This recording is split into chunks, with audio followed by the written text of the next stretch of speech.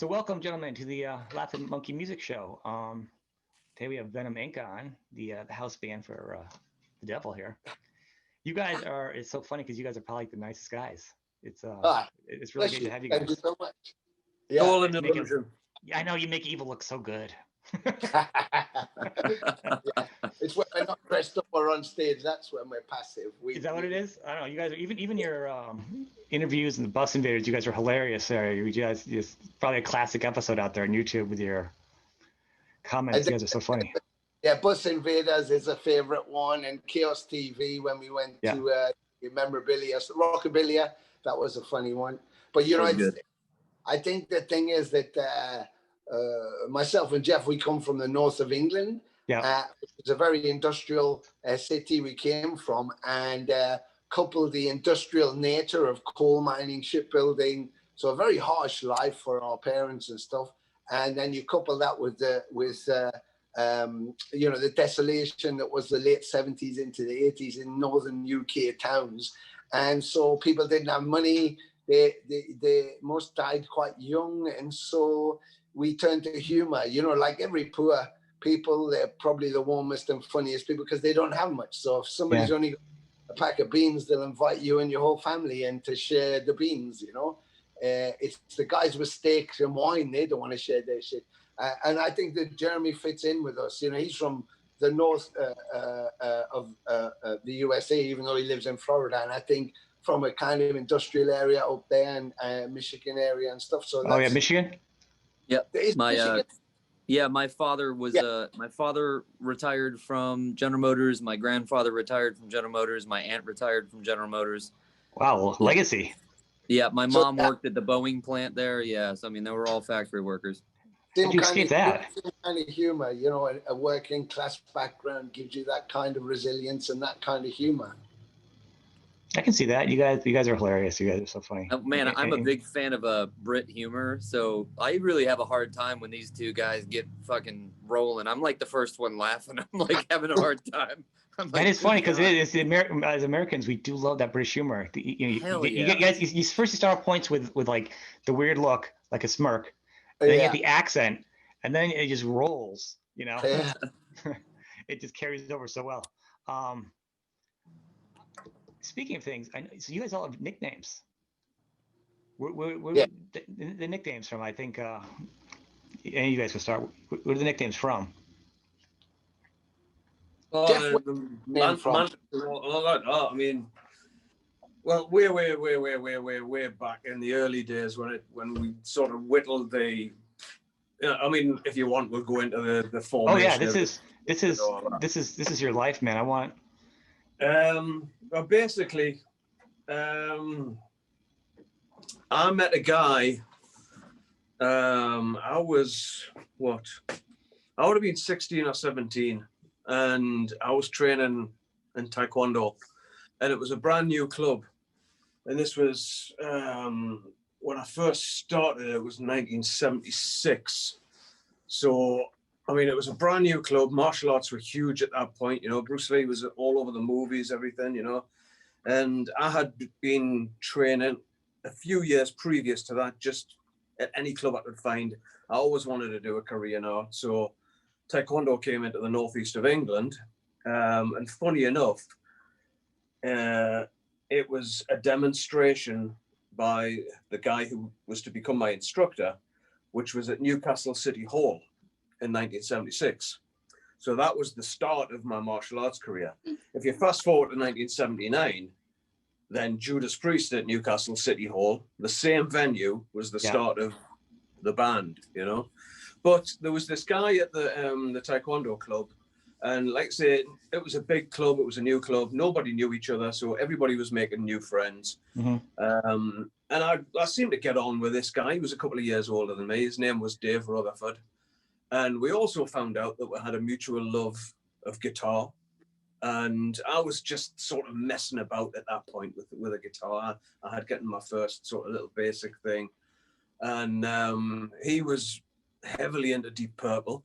I was discovering Kiss and stuff like that at that point, you know. I'd grown up through the glam era with Slade and T-Rex and the Sweet, and all that. It was always guitar driven stuff. And then first single I ever bought was Seven Seas of Rye by Queen. And actually, just give me 2 seconds. Absolutely. I can see it right now. This is the first album I ever bought when I was a kid. Still have it? There you go. Nice. T-Rex. And because I'm doing this for something tomorrow, the next album a few years later that had a massive impact was that. Look at the condition it's in. Nice. So, but anyway, this guy, we just started getting together at each other's houses and jamming and stuff like that. And then there was another guy came in. He was playing a bit of bass with us, and then we had a drummer. The drummer actually, we met on a road called Shields Road in the biker area of Newcastle, which is not the nicest of areas, but we went back to his house, and his audition for us, bearing in mind we couldn't play for shit at this point, but his audition was to sit down and play along to Genesis Seconds Out, the live album. And we were sort of sitting in his room going, fucking hell. Anyway, he came along to the rehearsals, and then we had another bass player called Dean. We had a singer. So there was a 5-piece. And then the first sort of piece of the puzzle that came along for Venom really was Tony Gray. He came along for an audition. And I remember we were rehearsing in a school gymnasium, just up, not far from where I was living at the time, actually. It was opposite the hospital called the Freeman Hospital.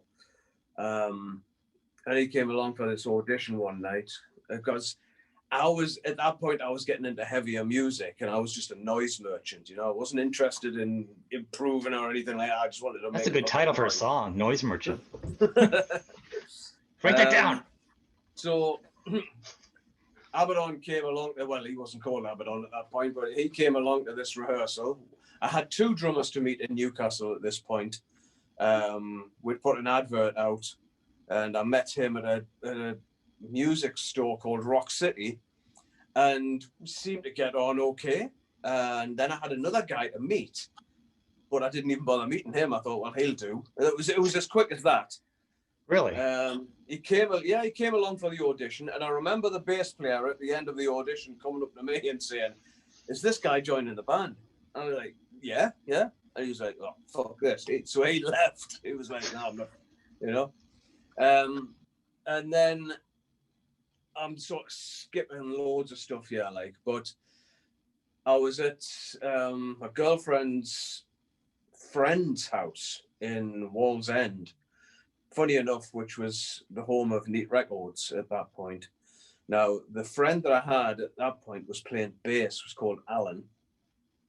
And he had a lot of friends in Wallsend. He was from Walkerville, which was just down the road. And every Tuesday night, we would go to Anita's best friend's house and just sit, drink beer, order pizza, and listen to metal music. That was her parents' night out. They used to go out for the night out or whatever they did. So all her friends would come around. This particular night, I walked in, and Anita's friend was called Michelle. And Michelle came over and went, "Oh, my new boyfriend's here."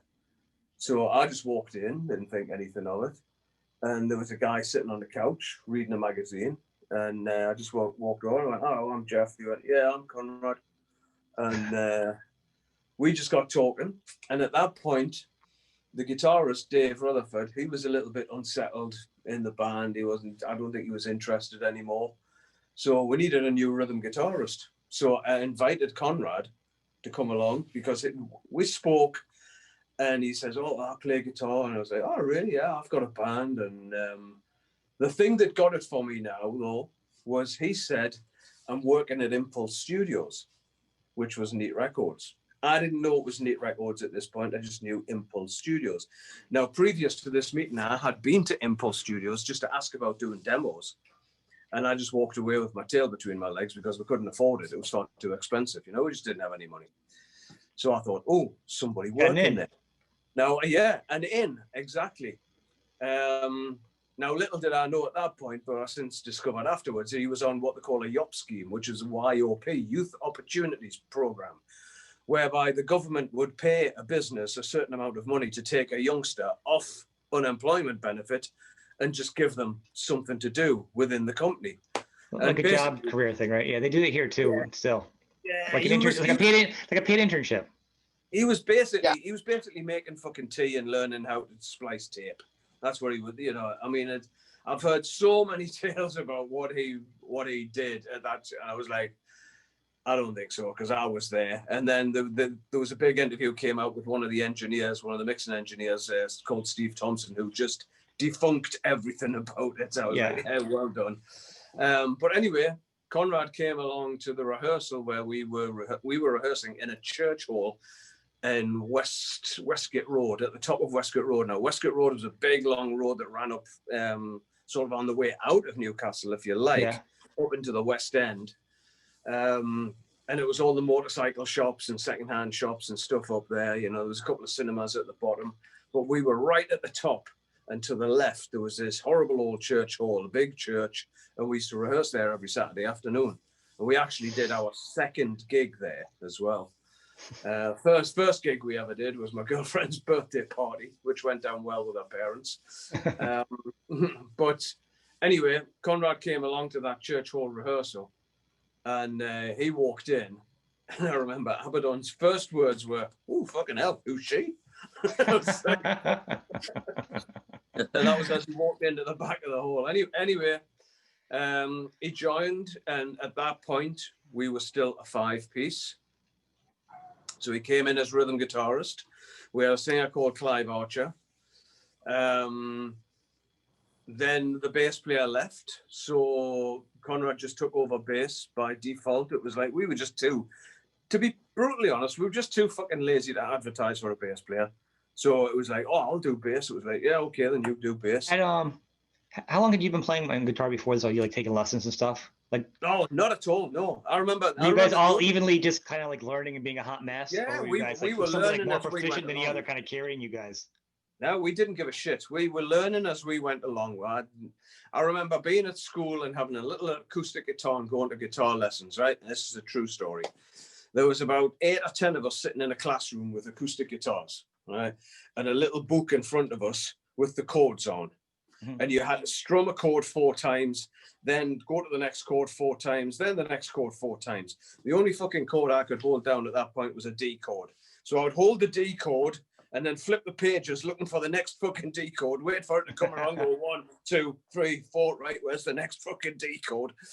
So that was my guitar lessons. I just got bored with it, you know, it wasn't what I wanted to do. So I learned from vinyl, old vinyl.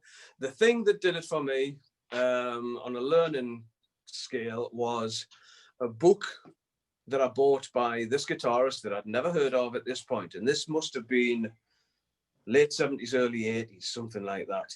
It was a flexi book. It was quite a big book. It had a flexi disc inside it.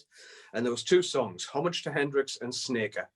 On one side, it was the full song with the solos. On the other side, it was just the backing tracks. And obviously, you learned the solos and then you played them over the backing tracks. And from that book, I learned a movable power chord and the first position of the pentatonic scale. As soon as I knew that, I was trying to write my own songs. See? The guitarist who wrote that book was Pat Thrall. Remember that guy? No, never heard of Pat Thrall? Check him out. Check out the Hughes and Thrall album from the 80s. Pat Thrall is an amazing guitarist. I can't believe I don't know that. I know everything is obscure. I'm going to look it up. I'll bet you I'll be afterwards like, oh, so no, I do know this. Mm-hmm. Yeah, he's an incredible guitarist. But at that point, he was just a young guy who had wrote a book. I didn't know anything about him. So anyway, we're now down to a 4-piece. Conrad on bass, me on guitar, Abaddon on drums, and Clive Archer still on vocals. By this time, we all had between us one battered copy of the Satanic Bible. So the front of the Bible, the Sigil of Baphomet became the logo. Yeah. And then Abaddon drew this logo, which later came out. It was copied from something fucking else, right? Because Conrad showed me it one day when we were training together. I was like, holy shit. That's why he put all the spikes on and stuff. The Seguila Baphomet has been around for fucking centuries. Okay, so there was nothing designed. It was just copied and stuck together, traced and put together, right? Welcome to Hell or In League with Satan was a standard old English font. We then took names from within the Bible, because we thought, right, we're going to do all this with the image and blah, blah, blah, blah, blah, all that kind of stuff, the songs. A lot of the early material was written before Conrad joined the band anyway. The name was already there. The name came around by a guy who used to hang around with the band. We were just sitting around one day thinking, hey, you know, we should have a name. And this guy sitting in the background went, what about Venom? We went, that'll do. It was all as quick as that. There was no real thought process put into it at all. It's hilarious looking back at the impact of the name and just, you know, those beginning non-decisions. No, there was no master plan. There was no blueprint. There was no fuck all. It was just, at the end of the day, you know, what became the classic lineup, it was just basically three guys who didn't know what the fuck they were doing, apart from, you know, we can write some songs, and that was it. Conrad took over vocals again by default when Clive left the band, but prior to Clive leaving the band, we were rehearsing in North Shields somewhere. Now, all originals at this point? All originals? Are you guys throwing any covers or what? We used to do Green Man Alishi, No Class, Motorhead. Yep. And we used to do God of Thunder. God of Thunder. There was three tracks that we used to do. We did try to play The Ripper because Clive and myself, huge Priest fans, but we weren't proficient enough to play that shit. It was like, nah, forget it. So anyway, at this rehearsal, this particular day, I had written the song Live Like an Angel, Die Like a Devil, and I asked Conrad if he would sing it. The idea being that Clive would go off stage and do a costume change and come back on for Schizo. Schizo being about the serial killer. So he would come on with a bag with all the gruesome implements and all that kind of stuff, right? So it would give Clive a chance for a costume change. If you listen to the early demos, if you listen to the Church Hall tapes that have just been released, there's not that much difference between the two vocal styles at the end of the day. You know, no. Conrad's probably got a bit of a stronger voice, and it developed a little bit more, but vocal style wise, no. And it did make me wonder when I heard those old demos back again. It made me wonder, I wonder what would have happened if Clive had stayed in the band, you know? Would it have took off as much? I mean, Clive was wearing what is commonly now known as corpse paint as well. But it wasn't theatrical makeup. It was actually paint.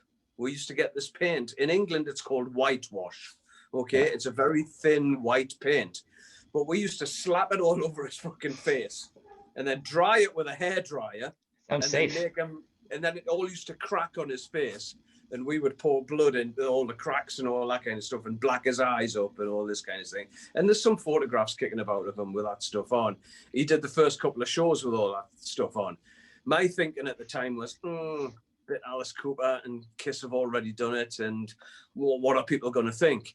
Fast forward nearly 40 years and every motherfucker looks like a panda now, you know? It's thinking it's a good idea. Yeah, I know. But so that's a condensed history of the origin of the band. So, you know, Abaddon came into my band and then it just morphed. And everything happened by default.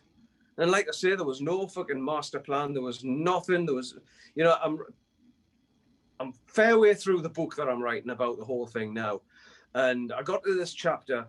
I wrote this chapter called The Dreaded Second Album. And you know, it's a thing that Venom Inc. are sort of going through now because we've got the follow-up to Ave. And any band which has made an impact or had some effect with their first album, you know, everybody, press and fans, are going to be watching for the second one, you know? And that was the case with Venom, with the original lineup. You know, it was Welcome to Hell had went boom and just fucking exploded. Even the record company didn't know what the fuck was happening, you know? It's a bar too high. And then when it came to the second one, we were lucky. And why? Because we knew nothing about the industry.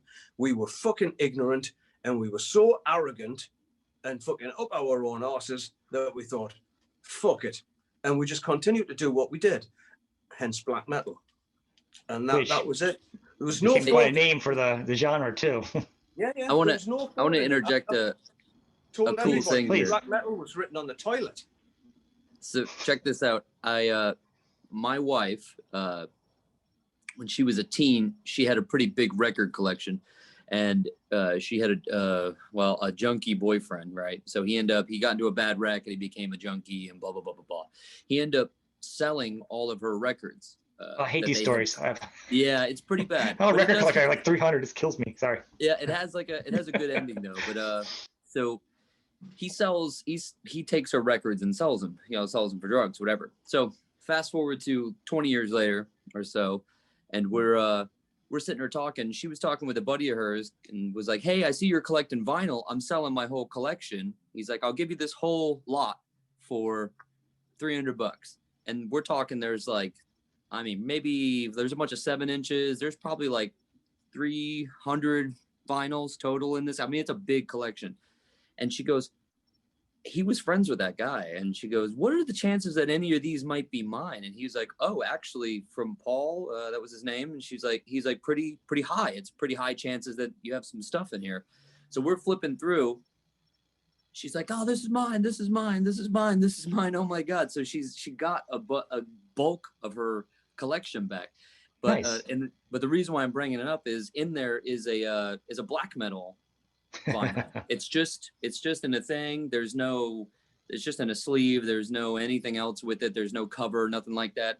And I'm like, oh wow. I'm like, oh, this looks pretty old. And I'm looking at it. I'm like, I'm looking on the Matrix, and I you can Google and look that shit up now, and you can see where it came from. And it's the one with the insignias all the way around Stan. So it's a 1005 A and B. It's the first pressing from Neat.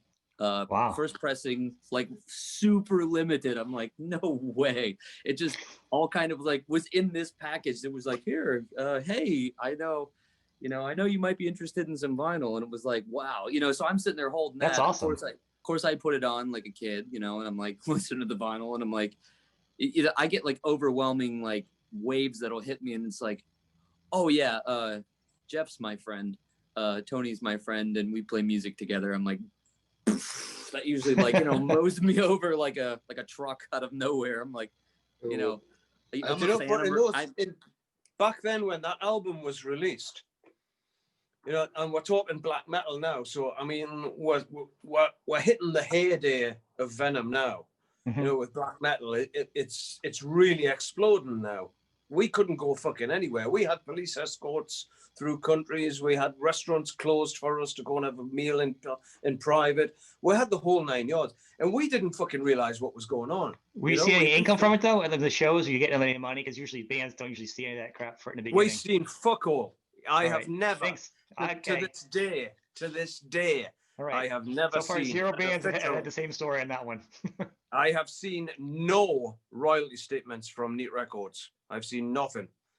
We should have gold discs, maybe even platinum discs. I don't know. So it's like you're a rock star, but you have nothing. Okay. Fuck all. Absolutely fuck all. And with black metal, I can still remember myself and Conrad going into Newcastle City Centre with a bunch of black metals and putting them into the record stores and making our own displays.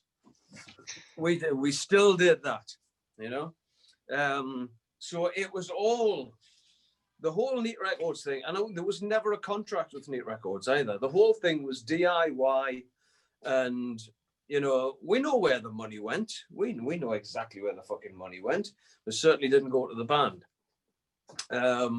But having said that, the tours that we did, going to America and having Metallica open for you, even though it was all those years ago, it's still an incredible thing. When you're speaking to some young guy now, and he's into metal or something, I go, oh yeah, you're into metal, blah blah blah blah blah, and somebody will say, oh yeah, Jeff's in a band, and they'll go, oh yeah, what? Say, oh yeah, Venom, yeah, fucking hell, what Venom? The Venom. It's like, yeah. But they still don't know the history, and it's like, yeah, oh, do I tell them? It's like, well, when we first started off and Metallica supported us, it's like, fucking what? Yeah, and then the next tour we did Slay, I suppose, and then Exodus and fucking, you know. And I just did this. Somebody else. I said, "Oh yeah, it says me talking to you guys," and I'm like, "No, you don't understand." Like, see, I'm 50, so I know like metal all the way through. So you can tell like the younger metal. You're like, you tell me like who, what? Oh, no, you don't understand. This is a benchmark, and even black metal title came from this. I mean, there's ground zero for a lot of this. Yeah, I mean, God, it's like, you know, we still get cited as the big influence for starting everything. And the thing that makes me laugh, that really makes me fucking laugh, when you see in the press, it's like, oh, Venom, you know, were Venom really black metal? It's all fuck off. You know, Venom had an album called Black Metal. Venom had a song called Black Metal. Where the fuck did the name from the genre come from? Right? What else was it going to be called? You know, that they took it from there. It's like Bathory. Where do you get that from? Fucking, you know, all the rest of it. It's all like, from it. Yeah. Like, for fuck's sake, man, just acknowledge it. I acknowledge my past. You know, my fucking, you know, lay down your souls to the gods, rock and roll. Fall to your knees and repent if you please. It's fucking Priest, right?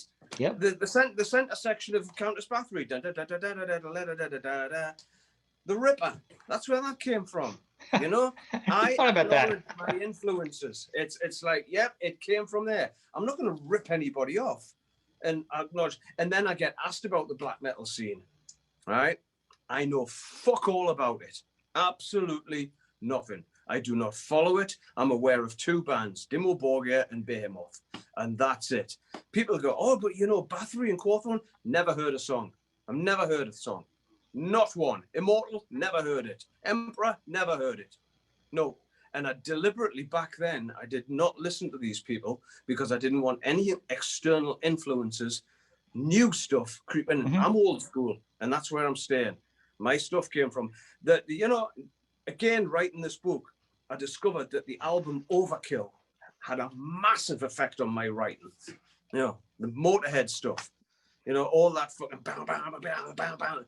You know, you listen to that, and there's a lot of that in Venom. There's a lot of these double stops in Venom. There's a lot of that stuff. And if you want to be one of these people who analyze fucking songs, go and listen to Welcome to Hell. Go and listen to black metal. There's no fucking flattened fifths there. It's all fucking rock and roll and just power chords and blues progressions and stuff like that. It's what the 3 people who couldn't play for shit did when they got into the studio. Turned everything up to 11. I think labels are fun, and a lot of the costumes, whether it's glam or metal or death, and we all different whatever. It's fun. It's entertaining. It's theatrics. It kind of puts it's frosty on the cake, but if there's no cake, it's still crap. You know what I mean? Yeah. So people tend to go a little too deep into stuff and whatever. But what's interesting is when I listen to the older stuff and then like say your new album, huge production difference. Who was producing your stuff back then? I really felt like you guys fell short. I don't think the sound was really captured as well. Where back in 1982, back like Welcome to Hell, and I disagree with you completely. Absolutely disagree. You built a career on it, so absolutely disagree with you completely. Because if those albums had been better produced, they wouldn't have had the impact. Okay. They were raw as fuck, and they were 3 angry young kids in a studio just trashing the shit out of stuff. Right? We did not give a fuck at that point. You know, I've come out and said, would it work now? Absolutely not. And even with Ave, when I did the mixing and the production on Ave, I still didn't want it to be squeaky clean. Why? You know, it loses all its fucking human element. Ave lost a lot of its human element because the fucking drummer couldn't play the parts. All those drums are programmed. We had to leave the drums on there programmed because the files that I got back from that person were unusable. They were shit. There was no fucking attempt. There was nothing in it. I like to think that I've sort of progressed a little bit in my playing, right? But back then, we walked into Neat Records one day to do some demos. And David Wood, who owned that place, said, can I have a word, guys? Have you got enough songs for an album? Yes. Right, you've got 3 days. Get in. And that was it. Welcome to Hell was done, mixed, and in the bag in 3 days. And that was it. And it was a moment captured in time. It was the stars aligned, boom, Venom, you're going to be the next thing. It could have been any fucking band. It just happened to be us. We were fucking lucky. Simple as that. I've said a million times, I was a kid from Newcastle who wrote some tunes and people dig them. I was lucky. But production, no. The black metal as well, slightly better, but I think that's it. If I could just interject just on the production value there, is if you listen to Welcome, everything from the first singles to Welcome to Hell to Possessed, and all of the singles from Manitou, Seven Gates, Die Hard, Bursting Out. If you listen to all those songs, each one is not comparable. It's the same band with the same exuberance, with the same kind of energy, with the same kind of arrogance, and with the same look. But Welcome to Hell does not sound like black metal. No. Black metal does not hold the same production value as it was with Satan, nor does Possessed, nor do any of the singles. From, if you listen to Bloodlust and then you listen to Warhead, they are completely juxtaposed to each other. Yeah. And I think that was part of the non-conformity, what Jeff was just saying, the non-plan. It was, we've got some songs, why don't you do a single? They'd go in, record them, it just happened, and that was it. Then the next time they'd go in and do that. There was no planning on looking at the production of the last album and making a better production, or thinking we have to get the same kind of production values into the next record. They just went in and did it. Mm-hmm. And every single record, and I think what's very unusual about Venom, the original band, mm-hmm. was that if you look at lots and lots of bands, you can say they have a classic album, and then they have certain songs from certain other albums and a lot of wastage. But with Venom, every single, if we go out and play a show, even now, you're talking 40 years later, we cannot not play Countess Battery. We cannot not play a Die Hard or a Bloodlust or a Witching Hour. And you think of fucking hell, these songs are 40 years old and the audience still wants to hear them because they're great songs to play. They're great songs to hear. And that whatever that special thing is about a song composition, mm-hmm. which was derived from those classic Priest songs that Jeff loved, and they were all you can sing along to Exciter, you can sing along to The Ripper, you can, all of those kind of songs. That was the one element that carried through everything. So they didn't worry about production, they just focused on playing songs, and that was what they were. So it was an individual thing that most bands, I mean, you could pick up a Machine Head album or As I Lay Dying or whatever, and the production values are comparable. The same with Exodus. There's a sound there from the beginning all the way through. Right. With Metallica, they kind of changed later on once they started experimenting. But the early albums all had that kind of synergy. I do like Raw. I do agree. And I'm not saying it should have been a cleaned up album. I think just selfishly, I would have liked to hear the guitars up a little bit louder. I'm not saying yes, I like a. It was a learning. You know what I'm saying? Not even change, just a little more in the mix. Like it just feels like when you revisit when Jeff when we did RV and the Empire of Evil stuff that me and Jeff did, he wanted to produce the stuff, and when we got to RV, we were signed with a Nuclear Blast.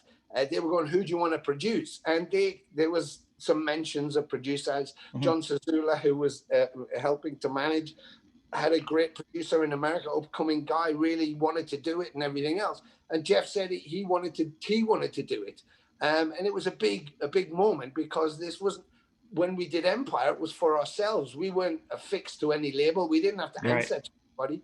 Now we've just signed a deal with Nuclear Blast. It's like, wow, shit, you got to deliver it. So there was a lot of pressure on Jeff. And the first thing they did when he wanted to do it was ask me, do you think Jeff could do it? Is he up to this? And I was like, hey, he can kill this, and who knows us better than him?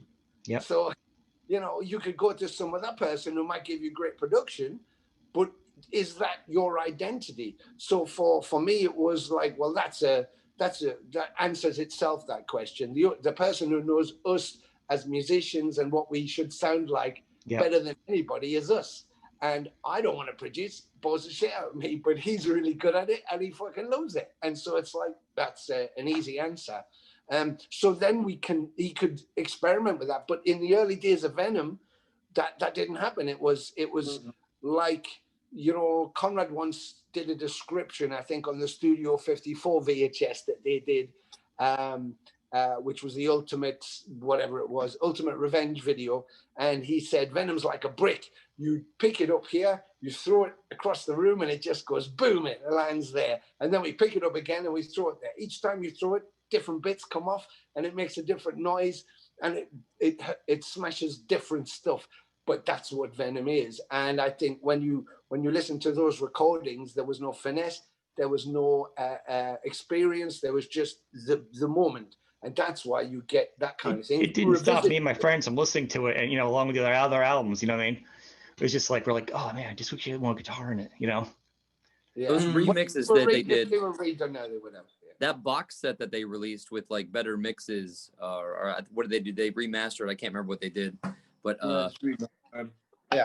yeah, those sound killer because you can hear the guitars and everything's it's cleaned up a bit more. They removed some of like the low mud that's happening in there, like 100 to like 300 hertz. Like some of that stuff is like scooped out, and where you're like, oh, okay. Now then there's a lot then you more can hear the instruments, guitars. Yeah, I mean I can, and I'm an audiophile, so that. But I don't know. There is something about those. I don't know. If you slap on the fucking vinyl for black metal and you're like, wow, it just sounds. I think that brick description is perfect. It's like, it sounds like a fucking truck. It just moving. I think that's the key, and that's the key with what we've got on this new album and what was missing on Arvia. Although the songmanship was there, the performances and the production, but what we managed to capture was 2 out of 3 people. The energy. It's about the transition is to keep that who you are, that vibrance, that exuberance, and that energy, put that into the music, but then have a bit more control over, you know, how it box together. And what we had on Arvia was we had our exuberance, but the third member, the passion didn't seem to be there. So the performance wasn't there. So it was a bit more static. So we had to go a different direction. On the new record with Jeremy, with Jeremy as it is, who has to describe his War Machine nickname. Just reminding him there, is that Jeremy plays with nothing but passion, which is exactly what me and Jeff do when we perform. And what we tried to capture was, after doing 700 live shows, to then get to do an album, we were already vibrant. We knew when we put the instruments on and we started to play, that energy was going to be there. What we then had to do was make sure we didn't lose that, and that went into the vinyl. So when you put that record on, from the moment Ave Satanas begins its overture and you hear the beautiful voice, and then it comes in, we wanted it to feel like we were actually in your house playing, because that's what happens when you put on Welcome to Hell. That's what happens when you put on black metal, and that's what we wanted, that kind of thing. And I think he did an amazing job on that record, and the new one is even better. I'm just plugging the new record. It's even better. Please. I promise. Please. I just love your. I think you're a great guitar player, so that's more my. That's my take on that little. Thank you very much. I thank you for that. Jeff did well, but I thank you. Jeremy's now left Arizona, and he's gone. I don't know where he's gone. He's in a waiting room somewhere. But I think he should drive his home. Man, I just have to say that Jeff's a fantastic guitar player, up and down. And Sean, it's really a pleasure to play with both of these guys live, because they're both completely tight and well accomplished musicians, and I'm listening intently to what they're doing, and they're both great. Jeff is so killer, such a fucking rhythm powerhouse. It makes it easy to play drums. I mean, you go up there, and if your guitar player is on point, your bass player / singer is on point. All I have to do is literally just be a fucking 2 guns blazing, and then just throwing fuck yous out, and then it becomes like I would say the same thing about Jeremy. I never have to turn around and wonder how he's going to come out of a fucking fill. You know, one of the greatest things you can ever watch is the fucking Dynamo Festival, 125,000 people, and when it comes to that break and Die Hard, ride the wings of Hades. I'm up on the drum rides, and I'm wondering when the motherfucker's going to come out of the fill. I had to do that every fucking night, you know. And I mean, come on, let's just be fucking honest here. I've said fucking loads of times, and I'm going to bore you again. Since I fucking pegged it 2 years ago, I'm not fucking holding back on any cunt now. It's like he was fucking shit night after night. It was as fucking simple as that. The songs were inconsistent. He didn't know what the fuck he was doing. He couldn't remember the fucking stuff. And yes, we had to fucking watch him. And playing in Philadelphia, fucking the first night of a fucking tour to promote Ave, and we kick into Bloodstained, and he fucked it up twice. It's like in front of an the crowd wasn't sold out. That venue was oversold, and they had the fucking side doors open. There was people in the street, and he fucked that song up twice. You know, and this is what I'm trying to get at now. You know, Jeremy's saying, "Oh yeah, Jeff's a great tight player." I hope I am. I've worked. I think what tightened my playing up was definitely when we did the album Resurrection, and I worked with a studio engineer, mixer, a German guy called Charlie Baufind, and he really changed my studio approach, my studio playing. That transferred into other playing, and then the next guy was another German who fucking taught me just about everything I know now, which is Kalle Knecht.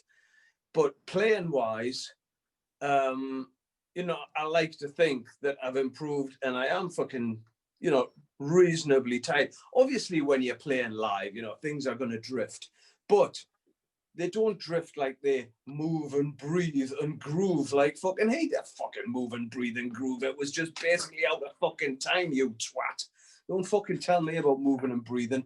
And if these two don't want to fucking say that, I'm saying it for them because that's what they're thinking, right? Well, you know. And don't hold back anything. You wanted the fucking truth, there you go. But no, what I'm saying is Jeremy is a fucking joy to play with. Yeah. You know what it is? When I got those fucking files off Jeremy, and I remember saying to Jeremy at one point, don't overcomplicate it, for fuck's sake. This is Venom at the end of the day, right? Yeah. The files that I've got of Jeremy now for his drums, I wanted Jeremy to send me what he sounds like. I didn't want to get snare top, snare bottom, snare this, snare that, a million fucking snare mics, and then mix a snare sound. That wouldn't be Jeremy's snare sound. Okay? So what I said to Jeremy, and it was a totally different way of doing it, mix your snare, send me your snare. Send me your tom files, send me your kick drum, send me your overhead, and that's all I got of them. Everything as clean as fuck. All I've done, bits of compression, bits of EQ, little bits of reverb here and there. And on a couple of tracks, I'll tell you now, Jeremy, there's a cheeky little snare sample in underneath somewhere. Oh, but the only time you'll notice it is if you take it out. That's the only time. Yeah, sure. That's the only time you'll notice it. But no, everything was as clean as fuck when it came over. And that has helped me to clean up the guitar sound. The guitar sounds are crunch sounds. They're not heavily overdriven or all that kind of stuff anymore. Tony's bass sound is a lot cleaner than it was on Ave, but it's massive. And it's still got that pick hitting the fucking strings at the top end of it as well. And I'm really pleased with these new mixes. I think it sounds just like a band in a fucking room at the minute. And that's just the basic mixes. There's none of the fucking polish and fucking anything else on it at the minute. They're just preliminary mixes. But no, when I got those files, the first set of files I got through, and I just lined everything up, did a basic balance on everything, and pressed play, and just sat back and listened and went, "Oh, thank fuck for that," because when I got the first set of files for Ave. Well, I've got the first set of drum files for Ave. This is the truth. Here's the scoop. I got the files, and I had said to the studio engineer in Newcastle, you also send the files to Germany, to Kalle Knecht, who is going to be editing those files. Okay? I got the files. The first file I played was the stereo room mics, so I could hear the whole kit. I put the headphones on and I thought, right, I'll just have a listen. I didn't even know what fucking song it was. It was Ave Satanas, but I could not recognize any part of it whatsoever, right? As I took the headphones off, my Skype thing went. I went, oh, it's Callie. Put Callie on. Callie normally goes, hey, motherfucker, how are you doing, right? He didn't even say that. He went, what the fuck is this? That was his reaction, right? Straight away. We knew we were in trouble at that point. And the drum files and the playing over the course of, what was it, 11 songs? It just got worse and worse and worse. And that is the truth, my friends. That is the absolute fucking truth. It got worse and worse to the point where we had to make a decision and say, if we use these drums, it is going to kill 11 great songs. And that is such a tough call, you know. I mean, just being as a, I mean, that's a fucking tough call. It was impossible. I mean, even I even spoke to him, the drummer, and offered to be whatever he needed to be able to do the best that he wanted. Whatever he needed, I could drive up and he could go in somewhere and I'd play guitar, whatever he needed, you know, to get out of him the best that he could deliver. And I thought to myself, naively, obviously looking back, that after being off the drums and kind of out of the industry for 17 years, that when the thing began, he was doing a job on a manual laboring thing. I thought, I'm giving you an opportunity here to kind of come back and you can get all the glory.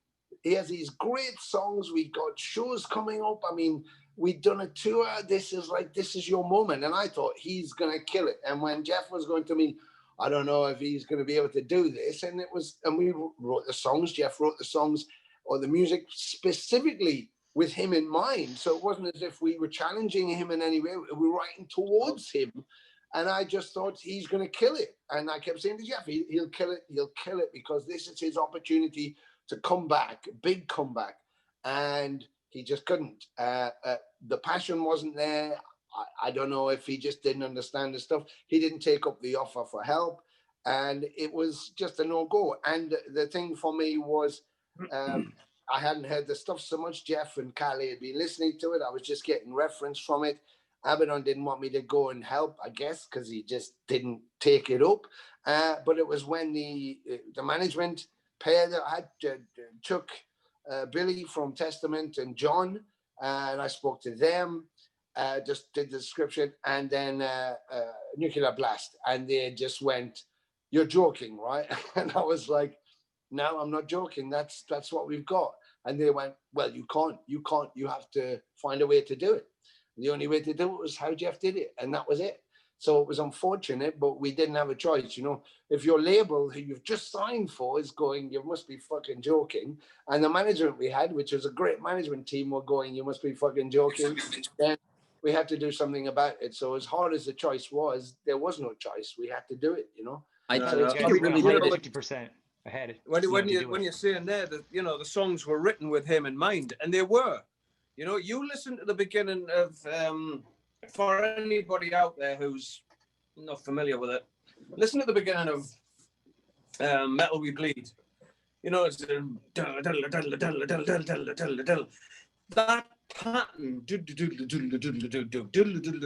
It's too loud for the fucking crowd. That's all he had to do. He had to play the same fill that he played back in 1985, and it would have fit, right? Now there's another part that leads into the song Metal We Bleed. Bam, bam, bam, bam, bam, bam. 1, 2, 3, 4, 5, 6.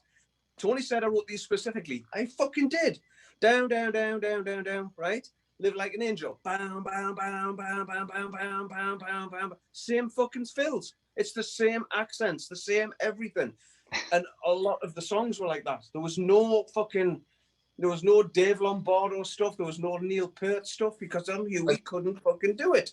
And I offered the same thing. I said, problem. He didn't recognize his own work. He didn't recognize his own fucking style. It was like, and I remember I sent him a message. I sent him 33 fucking audio files, right? I sent him 11 full demos with programmed drums, right? Okay, this is the basics of it. Do that, blah, blah, blah. These are the tempos, right? There you go. I sent him 11 guitar stems with click, and I sent him 11 without click, because I know what people are like with clicks. Yeah. I like a beep, beep, beep, beep, beep.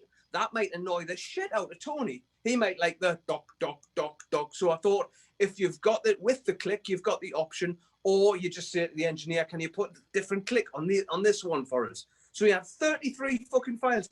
He couldn't even open the fucking email for the files.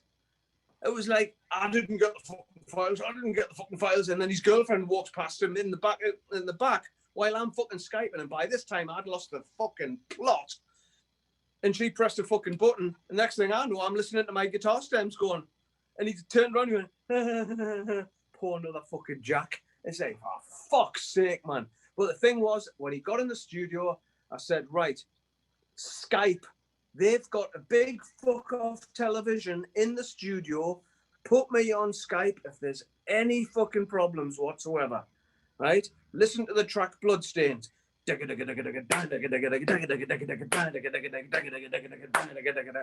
I get off him? I was like, what? And that was all the way through. And for 11 songs, there wasn't one fucking fill anywhere. Nothing. I even said to him, record your fills separate. It's more work for me, but I'll put them in. Nothing. Lazy. That's what it is. Fucking lazy. Just wasn't interested and wasn't fucking interested. Didn't and that's why I say it was a joy when I opened those fucking emails up, and I was opening the fucking Dropbox files, and there's Jeremy's fucking drum file. What did you send me, Jeremy? What was it, 9 or 11 tracks? That was it for your drums? Yeah, because I'd condensed everything down. I condensed the overheads. Yeah. But you see that was all I need. If I'd gotten that from him. And as Tony said, this was a massive opportunity, because from 1998 onwards, he had done fuck all musically. Tony's been out there, still fucking playing music, still recording, working with other people, doing his acting fucking thing. I was sessioning for fucking Scooter, for fuck's sake, biggest techno band in the fucking world. I was sessioning for German bands. I had my own stuff. I was recording, I was still heavily involved in music, still doing it. Still the Mantis fucking project in Japan, Independence Day Festival. Okay, what did he do? Work at the fucking call center. Proves a fucking point. It was the disappointment. I think was the culmination of the whole thing between myself and Jeff in particular. We were just disappointed. We'd worked absolutely. We'd worked so hard, and we wanted it to work. We wanted it to happen. We tried as hard as we could to make it happen, to let it happen. And his heart wasn't in it. You know, he just wanted to get as much money as he could, as fast as he could, and not do his laboring job. And at the end of the day, particularly in everything we do, hence the reason it's called Venom Incorporated, is because we just do music. That's what we want to do. Yeah. All kinds of music, including our band. And so for me and Jeff, it was just about the music. It wasn't about being rock stars, getting free money, selling merchandise, getting free booze every night, or girls. It was about the music. The whole point was to be culminate on stage in front of an audience, and that's when all the magic happened. And we needed a musician. We didn't need a rock star. We needed a musician, and it forced us to, we were on a tour of America. It was not going well. It was evident that the album material was not going to be played well enough for us. And Chuck Billy, we had Jeremy, was our sound guy, because he's done Sepultura and Exodus, and he was out as a sound guy. And Chuck just pulled me to one side. He went, Jeremy is a drummer too. And I was like, is he? And he went, yeah, come with me. So he took me off, and played me some stuff that was Jeremy. I was like, you're kidding. And I was like, yeah. So I basically took the album, put it in Jeremy's hot, sweaty hand and went, can you listen to that and tell me if you can play any of it? And he listened. We went to one rehearsal. He played first 5 songs or something like straight off the cuff, exactly like they were on the album. And I was like, oh my God. And then him and Jeff went and did a bit more work on the set. And it was like, okay, this guy, not only does he know us, but we really all get on. We have the same way of thinking. He's a complete consummate musician. So it gave us an advantage because he knew how we should sound. He knew how to mix sound. And also he had a talent, and the amount of power that he plays with is like fucking hell, but his precision is there. And he stuck to the game. And on the new album, he's managed to put his own identity on it, which was the most amazing thing. I'm looking forward to that. But yeah, he was a perfect fit. But even still, you know, we ended up on a European tour. Abaddon wanted to take time out because he just got married to his new wife.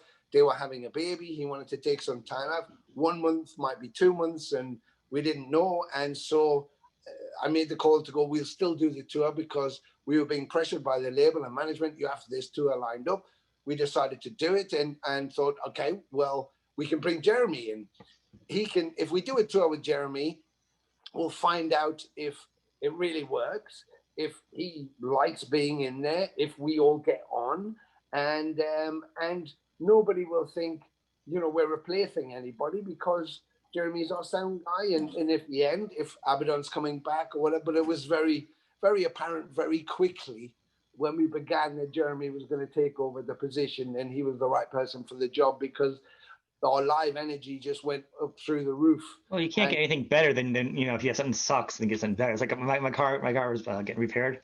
I didn't want to get a better rental car than what I have, and then get my car fixed and go back into my car. I'm like, no. Yes. What's the worst car you got in the lot? Because I want to get in my car and feel like a king. Exactly. So how are you guys going to go down? You know, that's a problem all the bands have when they get Dave Lombardo to come play for them, and then he goes off, and the other drummers come back, and they're like, oh. Yeah. Yeah, we did. Sorry. Go ahead. I was just in response to that. We had some dates that were cancelled for 2020, and they've been put into 2021. And of course, with COVID and all of this going on, the travel restrictions, so that the times we can play keep moving.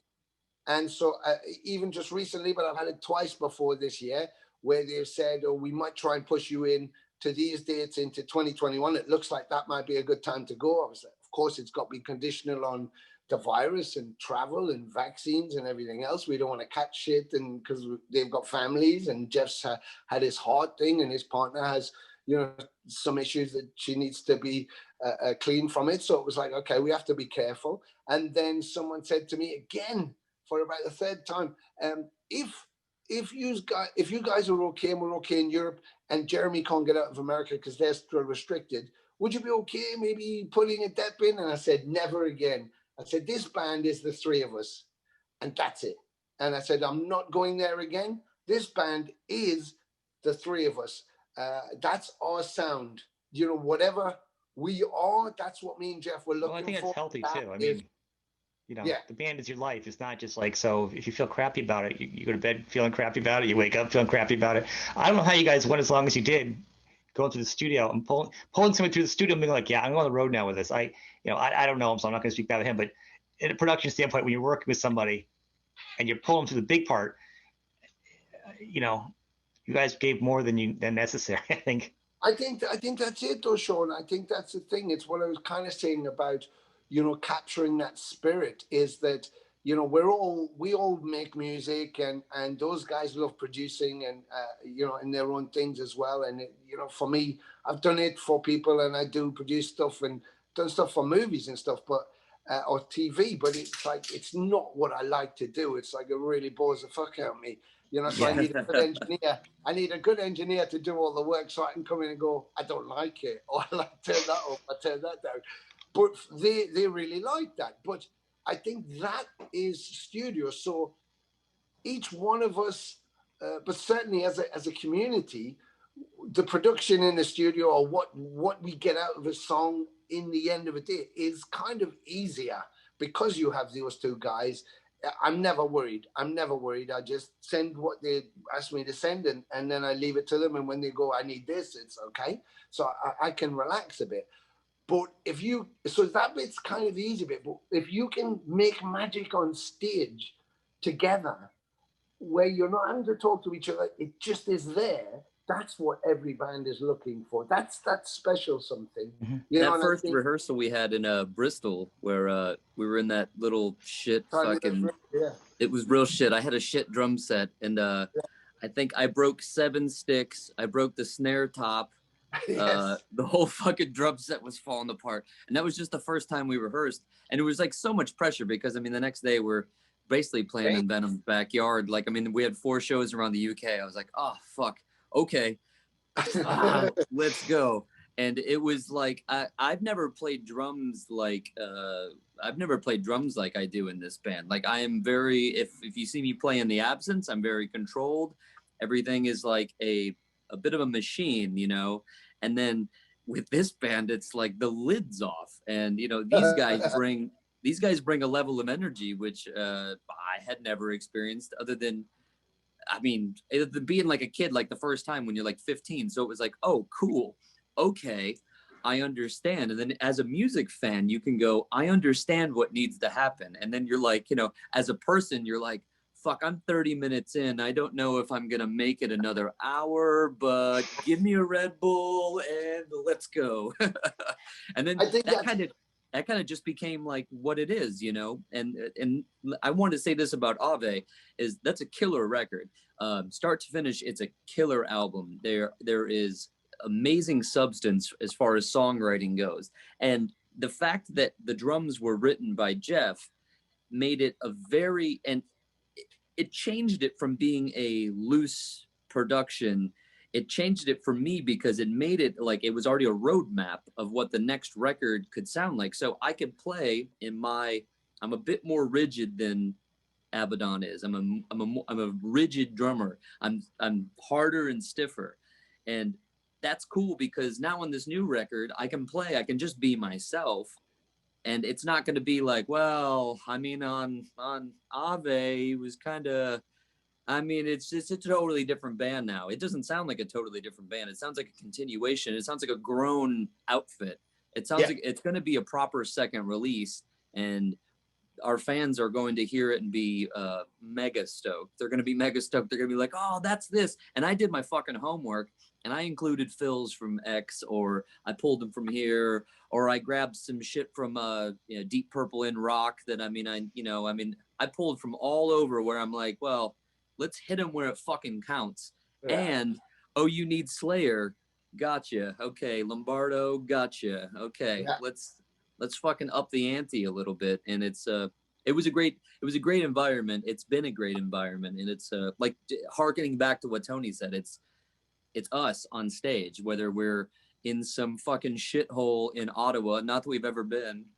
If we're in some shithole in fucking Florida, not that we've ever been. If we're in some shithole in South America, not that we've ever been. Or we're playing fucking Hellfest. It doesn't matter. It doesn't matter who's watching. It doesn't matter if anything's happening. If I look back, if these guys look back and they're smiling, then we're having a good time, and we're just having a good time and throwing it at them, throwing a brick across the fucking stage and whatever. I mean, shit falls over, shit breaks. I mean, it's always a good time, you know. It's like it's evident. The 3 of you together now, the energy seems crazy. It's, you know, the way you guys get along. It's inspiring. I mean, you can tell how you heighten the excitement when you talk about it, you know. Well, I think it sounds exciting. If you look online, particularly ones that stand out for me, I mean, there's club shows like St. Vitus in Brooklyn, in New York, which is a small club. It's one of my favorite places, but it's a small club. But we played there, I don't know how many times me and Jeff have played there now.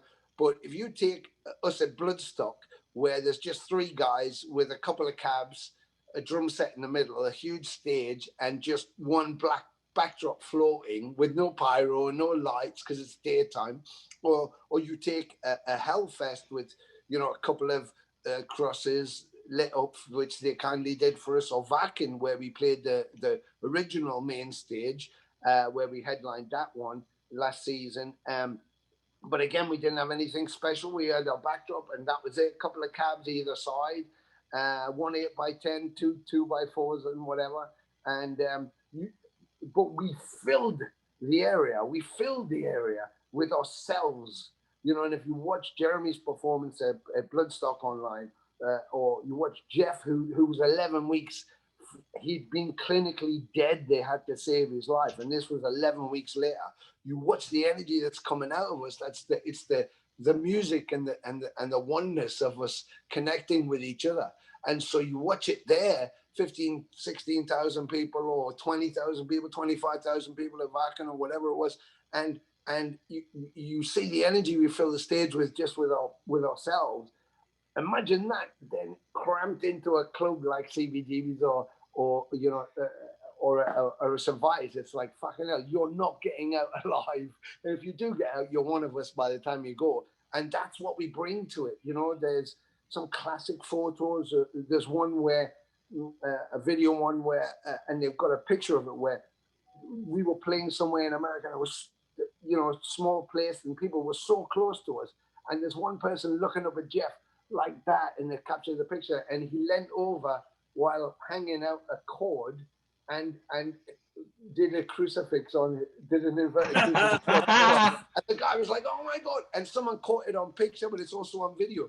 But it's moments like that, you know, that that's awesome. Those are so special. And that's what we actually connect the audience. We give that kind of connection to. When we did Alcatraz Festival in Belgium, was a big festival, and we played this stage, and it was a huge apron. And when we finished, that was it. We go, but there was a whole load of people still hanging on the barrier. I just jumped off stage, and security were like, "What the fuck?" So I went up and I was like, "Shane, everybody, we got to go," and stuff like that. And then I climb back up and I leave. And the head of security came to find me. Said, "Can I take a picture? And would you sign this?" And I was like, "Yeah, cool." And he went, "Oh my God, nobody's ever done that. Just jumped off stage after they played to greet the fans. You guys are on another level." And it's like, but that's what it's about for us. It's about the music and the connection to the music, you know, and the connection to the fans, you know. And after, you know, Jeff talked about the history of those first singles and black metal. 40 years that was out there. There's fans that listen to that stuff, and it still makes them feel electric. And that's a great privilege. Yeah. And that's why for us, the music is everything, and the fans are so important, you know. So and we experienced that a lot when we did that last run we did in South America. Yeah. Those fans down there had, I mean, Venom had hardly touched down there, hardly really touched. And there were some guys that came out that were like, "I have been hoping my whole life to see you guys." And I mean, we're talking like 50-year-old men with full tears, having like a really hard time just being around us, going, excited. Oh my God, that was the best show I have ever seen, ever. Like full That's tears. awesome. It was like, wow, man, hell yeah. I broke a lot of cymbals because I wanted you to feel fucking that. I gave more for that reaction out of you. And that's something that fan will never forget ever. And we sit, we take the time, and we talk and hang out and do every photo and anything that anybody wants to do, because like Tony said, it's important, and it's about the music, and it's about the feeling that it had given us as fans. Or the feeling that, I mean, I still get that as a fan. So that makes it sound like I'm far removed from that reality, which isn't the case. I mean, I'm very much a fan still. I mean, my record collection is ever growing. My love for music is ever growing. So, I mean, it's wonderful to be able to give back. I think that's what Jay's just said. That's a very interesting point. We've been to places in the world, and you could be forgiven sometimes to go online and see comments from, you know, fans about the original band, and that's not Kronos because usually it's about me, or this isn't true because it's not this or it's not that. And we may be playing, we play our own stuff, of course, but we play classic Venom stuff as well, because why not? You know, if Jeff wrote it, he wants to play it, let's play it. And if the fans want to hear it, we'll play it. So you can take a Countess Patty and go, well, they weren't on the record and they weren't in the band, and that's not the classic. But when you go to somewhere like, I don't know, Chile, or you go to Peru, or Argentina, or Paraguay, or Uruguay, or you go to, Australia, New Zealand, or China, and you're playing those songs, and you have that reaction from the people who come up and just want to talk to you, and they're crying. They are crying, going, "Oh my God, I never thought I'd ever see this live in my life." Then you realize it's not just about the people. It's also about the music that connected. And, we're fortunate to have Mantis there. So, and when we began, it was one of the things that I kept saying to Jeff. I wanted him to experience I wanted him to realize, because he's quite a humble guy, and he doesn't understand. I just wrote some fucking songs, and I know he says that a lot now. And or how awesome of a guitar player he is. Yeah, but he just it's because he says it a lot in interviews now. There's a kind of, you could kind of think, oh, it's just his mantra now, but it was a conversation we had, and he was going, he didn't get it, and I was going, Jeff, you have to meet everybody, because everybody has a story of when they met your music and what it meant to you. And you're in Newcastle in your bedroom at your mum's house writing a song on your guitar, and then you're in some shit town hall rehearsing with your band, and then you play a local show, and then someone tells you that the album's selling well, and then they take you to a foreign country and there's another band there, and now you play a couple of shows. But there's people who've grown up and you've meant so much to them. You should hear their stories. And now he's sick of hearing the stories because there's so many, but he's had so many amazing stories told to him from people going, oh my God. And it's difficult and it's tiresome sometimes, because you've just done a load of show, you're knackered, and you just want to go to rest for a bit. But he has the patience of a saint, and if you come with 90 fucking collection records, he'll sit and sign every single one. And if you've got a story that lasts an hour, he'll sit and listen to it, even though he may be thinking, I just want to sleep.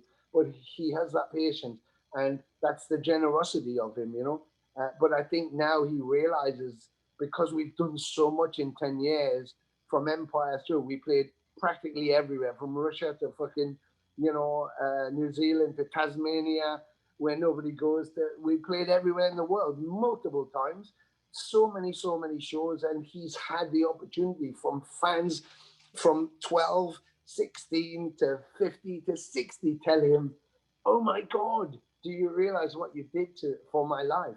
And I think that's an amazing thing. And it becomes very, very much special. Not political, not rock story, just a musical connection that you made with someone. It's incredible. It's incredible. Yeah. I can remember listening back to those two albums. I mean, mostly the two first ones, whatever. But as far as your guitar playing, you were totally underrated. And that was my point about the production. Mm-hmm. When I listened to, before I did this tonight, I went back and I listened to everything, kind of go through everything. So listen to the old one and I listened to the newest one. And then just your guitar playing, just jumping out is what my point is. I'm like, oh, that's what, you know what I mean? That's nice. Right. It's really Amen, good. Sean. You just couldn't enjoy the guitar as much. I think that's what it was. It's not taking away, believe me, I've listened to those other ones countless times with, Metallica and the old Megadeth albums, and with my friends, drinking. So there's nothing, believe me, I love those albums. But I love your guitar playing. I'm happy I can hear it now, I think. Right. Do you know what it is with the guitar playing thing? I've always said this, and this is true now. He's never said this. No. Do you know what it is? As I'm sitting here now, I'm 6 months away from being 60 years old, and I'm exactly the same as when I first started, or when the original lineup was at its height. I have got absolutely no desire whatsoever to be a virtuoso, to be fucking, Mr. fucking Theory or anything like that, Mr. Sweeping or fucking Pedgios. It's like there's millions of players who can do it. I just wanted to interject. I really thought you were going to go, I've literally got no idea what I'm doing. I'm just like I was when I was what it is? I got literally no idea what the fuck I'm doing. You know what it is? Older and wiser, yes, wiser. No, I mean, I was watching a couple of those Facebook things that I did, you know, where I'm playing the songs, then I'm explaining the songs. And I watched the one about when I did War off Ave. Mm-hmm. I was just sitting having some lunch and I thought, I haven't seen that for ages. I'll watch that. And I got to explaining the solo and I said, right, it's an arpeggio. I haven't a fucking clue what it is, but it sounds good. I don't know what the notes are. I don't know what the fucking the scale is or whatever. I haven't a clue. Some 12-year-old out there would have looked at it and went, oh, that's a fucking one of those, and one of those, and one of those. Do you know what it is? I'm not fucking interested. I'm really not interested. You write the songs. There are people out there, well-known guitarists that are known to be like crazy awesome.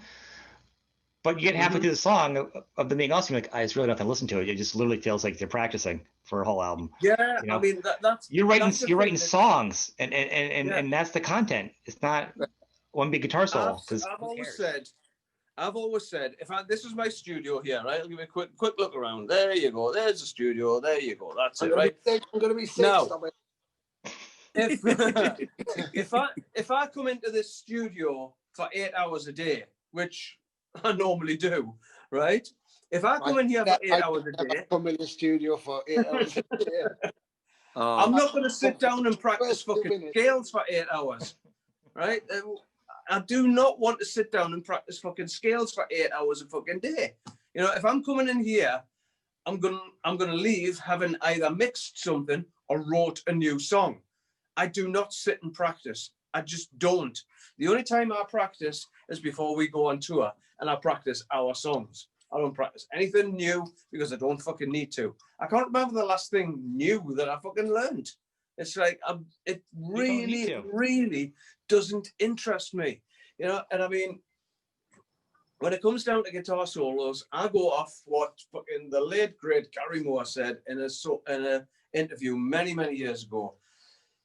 The guitar solo in a song should take the song to another level, because at the end of the day, the guitar solo is essentially replacing the vocals, and the vocals are the storytellers, right? If it's not as important and it hasn't got great melody or anything, what the fuck's it doing there? Sometimes guitar solos these days sound just like another texture. Right. It's like something which is just put there. Oh, we've got a breakdown, we've got a middle eight, we need a guitar solo. So that's the guitarist's opportunity to have a wank for 20 seconds. It's like, what the fuck, you know? I mean, a lot of people will berate me for this, and a lot of people will disagree with me for this. But, you know, I'm old school, and if I put a Priest song on that I haven't heard for years, or I put a Kiss song on I haven't heard for years, or a Gary Moore song I haven't heard for years, or a Purple song, Deep Purple, when it gets to the guitar solo, I can sing it. I can hum it. Yeah. I know what's coming because they are structured and are memorable. You know, I hate this just fucking for the sake. I've been guilty of doing it. No, but if you can't sing the guitar solo, then it's not going to really stick with you. That's probably the problem I have with a lot of music. Yeah, I just think, for me, the guitar for a while, for me, in modern metal became a percussive instrument, you know, like and it was like, what the fuck? It's like it's a musical fucking instrument. Let the drums do the and I mean, yeah, it sounds very impressive when, you know, the whole band's doing this, and it's very fucking technical and fucking all that kind of stuff and fucking blah blah blah blah. But I tell you what, you're not fucking Rush, so fuck off. Rush did it, and the Rush do it better than any. On the Rush. Yeah. Not fucking interested. You know what it is? As I'm getting older, we went through a rough time with metal where everything was chunky, you know, and there were no guitar solos. Cough, cough, Saint Anger. You know, you need guitar solos. You need to have melody. But I think you do. But if I can think, there's Carnivorous, which is on Primeval, no guitar solo. Nobody's ever said, oh, there's no guitar solo. If you think of Seven Gates of Hell, it has a guitar theme throughout the whole thing, but there's no guitar solo. It's themed. It's a themed melody, and I think that's that underlying thing. Jeff will put harmony and melody into something. And if that to a solo, it becomes a solo. But if it doesn't, it just becomes a melody. It's a melody, you know. And I think that's what I love. I love the fact that, you know, we can counter melody and counter drive with rhythmically a solo pattern from him, or I can go and meet him with the melody. And that's the dynamic we use all the time, supported by the drummers. And that's what's exciting about what we do. And I think that's what's innovative about his playing. And I think that just, it's a kind of George Benson or even an Al Pitrelli approach, where they just say, you pick the guitar up and you just play. And you could look at a Jimi Hendrix or a Gary Moore. You know, they weren't doing notation. I'm not knocking that. Of course, you need to know where all the notes go because you want to put them together. But they played with their eyes shut. And that's something I always got. Why does a guitarist close his eyes when he's playing? Because he's singing the notes. And if you watch Jeff's performances, he gets to points where he loses himself. That's when he becomes part of the instrument, and the notes are coming out of the wood, but they're starting from him. And that's the beauty of that. That's when what we do live is beyond just playing the notation. It's what people experience. They experience that feeling of realness, and it emanates from the person who's playing the guitar. And that's what Jeff does. He plays from his soul, and it goes through the wood and comes out in the notes. And you can't beat that. You can't beat that. You know, plus playing with your eyes closed is cool looking. It's hard to tell. I had this conversation a few days back, and I mean, you know, I will never ever diss a guitar player. Never. I'm a guitar player myself, and I respect anybody who picks up that instrument at whatever level they are. You know, whether they, you know, just hit a few chords out, or whether they're fucking Steve Vai or Yngwie Malmsteen. Everybody has got value if you pick up that instrument, okay? And there are some fucking incredible technicians out there. You know, I've seen fucking people on YouTube who can play everything that fucking Yngwie Malmsteen plays, everything that Steve Vai plays. You know, they're sitting there doing Eruption by Eddie Van Halen and all this kind of stuff, and that's fucking great. But where's your originality? That's my fucking thing, right? And there was a thing that happened a good few years ago when I was doing the rock school thing. We were endorsed by this company who used to supply the instruments. And one of the guys who works for the company was an incredible guitarist. I mean, he could do the Vai, the Malmsteen, everything, okay? And this company brought out a new guitar. So he was the demonstrator. So he did a video of this fucking instrument, right? So I watched the YouTube video of this guy playing, and I was just sitting there going, fucking hell, not in a million years could I, you know, if I had 10 lifetimes, I could never play like that. That's fucking incredible. And then at one point, I fell on the floor, fucking laughing my fucking tits off, because right at the bottom of the screen, there was a little ticker tape came across, right? And somebody had put this, right, on the video. He's ripping the shit out of this guitar. The guitar's hoisting the white flag. It's like, fucking hell, he's battering the crap out of it. And it came across, can also be used to play a song. Fucking brilliant. Yeah. And that is for me. And that's why I'm saying for a while in modern metal, and again, anybody who picks up the flag of metal, you've got my utmost respect. It's just some of it isn't for me, right? I'm old school. That's it. But the guitar just seemed to lose its melodic and harmonic qualities for a while. It was all about the chug and heaviness for the sake of heaviness, for trying to just be fucking heavier than the next thing that was fucking really heavy. And, you know, it lost choruses and melodies and sing-alongs and stuff. And as Tony said, you know, with Venom, you know, there's always, you know, bands from our era, you know, we seen one, I'm not going to say where or when it was, but me and Tony seen them. And this band have got this one song from the new wave of British heavy metal. They've got this one song everybody goes crazy for, and they were playing this venue. Me and Tony were there. We were on our way to another show, and they got a great reception all night. The place was packed, but then they played that one song, and the fucking roof caved in. Everybody went crazy, right? Now, what Tony said before, for whatever reason, is true. Venom has got a bag full of those songs. Don't ask me why. I just wrote some fucking songs. That's it. You know, Countess Bathory, Living Like an Angel, Witching Hour, Black Metal. Black Metal was written on the shitter, taking a dump. Right? That's true. Right? I've told the story many times now. Didn't even think about it. Okay, back then there was no fucking Pro Tools. I'm gonna think that every time I hear that song now. Thanks.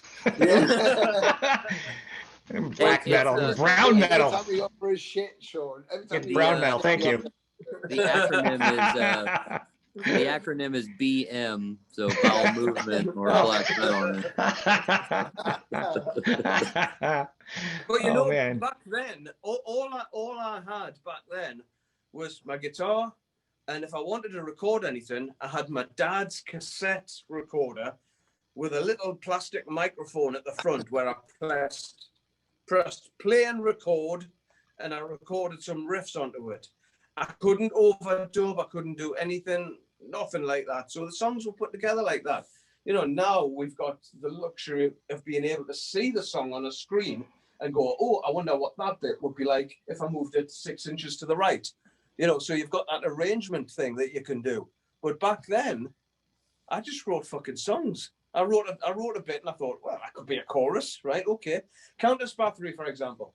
I walks in the studio one day and our manager's brother was on Abaddon's kit and he was playing a double bass drum pattern and he just kept going. So I walked over to my Marshall, plugged in, and I played a riff that I had. He was going, and I went down, down, down, down, down, down. We kept playing, and then I improvised after that. Countess Bathory happened. Conrad came in and went, oh, I think I've got some lyrics for that. It's about this fucking woman who used to fucking bathe in blood and all that. And I was like, well, fucking knock yourself out, yeah, whatever, you know. And it was people. Countess Bathory was born, you know. So anyway, I'm going to let you guys talk now because the old man is going for a piss. Enjoy. So actually, so got pretty much far up into it. I think the two things. Let's touch a little bit about your acting, and then how you, a little bit your drumming, how you got into the band. And then when he comes back, we can kind of wrap up on what are your future plans, what you guys are doing. Okay. We'll just get married. The three of us will just get married, I guess. That's it. Yeah. Probably. Yeah. Jeremy's got like half a football team already, so he's got a lot of kids, man. Yeah, I have 5 between my wife and I and 2 grandkids. I have 3 kids and 1 grandkid, so grandkids are the hardest. Grandkids are the hardest, man. I feel so old. I'm only 50.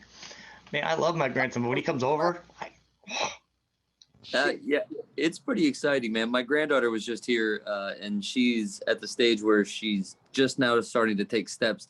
And she was over here at Pop and Nana's house, and she started like boogieing around the whole house. So she started her first walks over here. So that was like a pretty proud nice. So you're a Pop? Yeah, I'm a Pop. Pop too. All right. Well, hey, unite. They got me a shirt that says it. I finally had to break down and actually wear a shirt with a logo on it that says Pop when he's around. Well, you know, it's needed, man. It's needed in today's age. It's pretty funny. Yeah, like when he started, when the little guy started walking around at 1 and he could really start moving, like I'm like, and wake up. Thank God my wife could wake up with him and take care of him and the diapers because I sleep with through the night. I get up, I walk into the walls. I can't even hit the bathroom in the middle of the night and take care of myself as an adult. I can't wake up and take care of my baby. I just find my life. That's waking hours. I mean, I need a baby between reasonable hours, office hours. Yeah, not witching hour. You can't have a baby during witching hours. I can't do that. Not at all, man. I was just going to say, just on the back of the guitarist thing, what's interesting is that I've been doing this. This particular project I've just finishing has guests on it, and in particular, 3 guests stood out. Was Marty Friedman, Attila Exotericon, and Jeff, because I have guest soloists. And those three in particular returned their solos for the songs like within hours, and they're just there, perfect. I mean, they just, the feel, the whole vibe, everything. And they hadn't pre-heard the songs. They just got, I mean, they're cover songs, but they just got delivered the songs and just played and sent them straight back. And all the other guitarists, or lots of the other guitarists, have taken a bit more time over it, trying to get the feeling right and everything else. And I think that's a kind of another dynamic about the naturalness of the way you come through as a musician is if you're just in tune with the music, it just feels natural. If you're, you know, specific to your band or your genre, because I've got musicians from all genres to do this, is that depending on how you come through, they look at it very differently. You know, they think that, and I've had some musicians and performers have said, oh, I couldn't, Tony, I couldn't, because they feel it's like, it's not my my area. But it's like, yeah, but if you're a singer, you just sing. I mean, you know, even opera is a challenge, but you know, you just let it happen. And the same thing sonically with a drummer or a keyboard player or a guitarist or whatever. What's interesting is seeing how people in our industry have approached the performances I've asked them for and how they've responded to that. And some have found it very natural and went, okay, taken it on board and just done their thing. And others have like struggled and taken a week or 2 weeks or 3 weeks to consider it. And how do I approach this? And others have just went, oh, I couldn't and have, you know, not challenged themselves. And I think it's about being comfortable with who you are and what you're capable of doing, which is another underlining thing for this band. We don't question our ability. We just challenge each other. And if Jeremy comes up with something that's quite challenging, then we rise to that. And if you're a pretty good player yourself too. We didn't bring it up. You know, good chance. You are a very strong player yourself. So. Well, thank you. But you know, I think that you know what I love about working with Jeff, we've always done for each other is we've always pushed each other. So the more I push him, I'll write a song and send it to him, and I'll try and push him to, you know, go somewhere he might not have been, and he does the same thing for me. And so you've always got that progression going on. We challenge each other to come up as high as we can go, and so we try and do that for each other. And I think that's the amazing thing about the band. Jeff will challenge me whenever we go to play black metal. He's like, I'm gonna kill you, mate, and then he just starts the song like 5 times faster than it is. When we do Sons of Satan, whenever we've done Sons of Satan as our like a signature goodnight thing, as the end of our set, there's a breakdown, and then we come back at it. And depending on how Jeremy then goes at it, depends on how he's going to push me after the breakdown. So we always have this moment after the breakdown where he could like lift off. So he tries to push me a little bit. So we have some fun with it. But that's the thing. It's like we have a synergy, and we kind of lock in like a good watch or some kind of good machine. You know, we're doing that dynamic all the time with each other on stage, but we lock in so easily. And that's rare. That is rare. And all of the characters that we played with and we've had, you know, it's very rare that you know, Jeremy plays with a guy called Taylor Nordberg, who's an incredible guitarist, great bass player, but just as a musician. But he plays with him a lot. And whatever you hear from those two have done, there's whatever that synergy is. It's already there. You know, you take those two people, separate them, put them with other people, and it might not be there the same way. And I think that's amazing.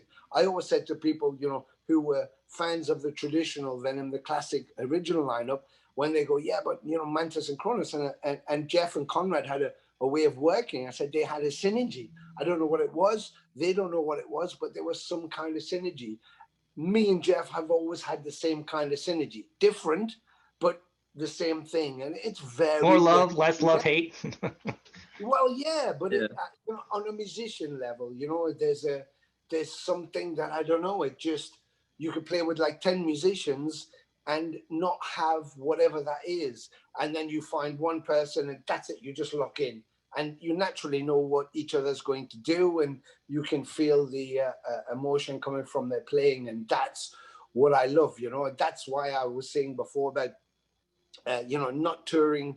If we can't get, after COVID, if we can't get all of us free, then we don't until we can, because for now it's become apparent to me that this band needs that synergy, and we tried hard to get it. We didn't have it, and with Jeremy, we do have it. I've seen it on stage. I saw it at Bloodstock. I saw it at Wacken. I saw it at Hellfest. It's like, whatever we are, this is what we are, and it works. And we have to keep that. That's the identity. So yeah, it's quite a special thing. So I'm quite privileged that I get to be with these two guys in a musical sense, you know. And if we all get married at the end of this, if the lockdown happens and we get married and have children together, then so be it, you know. So be it. I'm not going to judge. I'm not going to judge. I'm just not going to watch your kids. I'm not going to babysit though. That's all I'm going to say. You can't handle the kids at night. I can't take them at night, man. I said Jeff's getting on a bit, but we can't waste all that coming in the studio for 8 hours. We have to do something for that, don't we? He's like, no one's ever going to want to be in the studio with me again. Well, to be fair, he did say he comes in here for 8 hours. I mean, that's extreme. That's like, I mean, I'm drained and I'm over here in Florida just listening.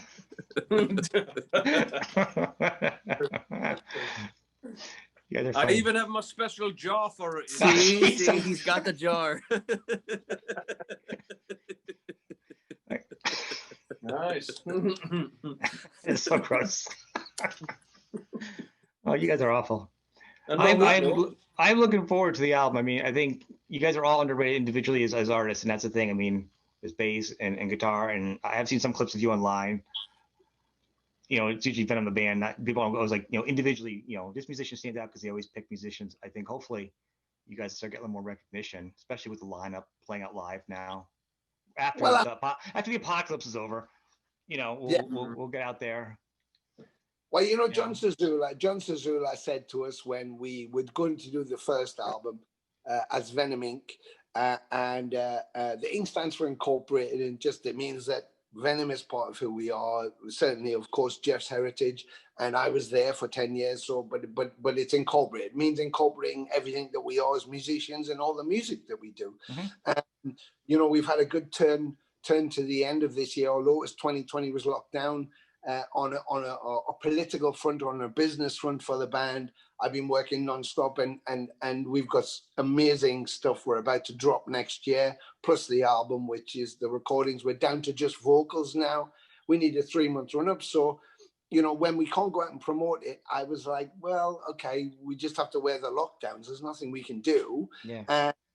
And when it goes out, it goes out. And if it can't go out till spring of 2021, but we can start touring, then so be it, you know, because it's important that we don't want to just drop it online so people can have it, but they can't see us playing it. We want to go out and play live. And if we'd released it where we'd originally planned in March of 2020, and we don't tour until November 2021 for whatever reason, people have forgot the album was there. So you want to keep it fresh and exciting. So there's a 3-month run up, so hopefully we can get it done as fast as possible. Completed vocals, and then Jeff does the mixing and production, and then we're set to go, you know. But the intention is we have a thing in Brazil in May is planned, and then some dates in South America, and then we have to get into Europe, which we're planning to tour, and of course, depending on how North America is, then North America, you know. But it's something that you said before we began to talk. I just wanted to make a point of, because I read a lot of stuff about, you know, bands and financing, and then I saw with the elections that's going on in America, COVID and everything else, I saw something today about you know, voters and people having the right to vote who were maybe illegal in America, and whether they should have been able to vote and whatever. And I thought, you know, what's quite strange is that England, who is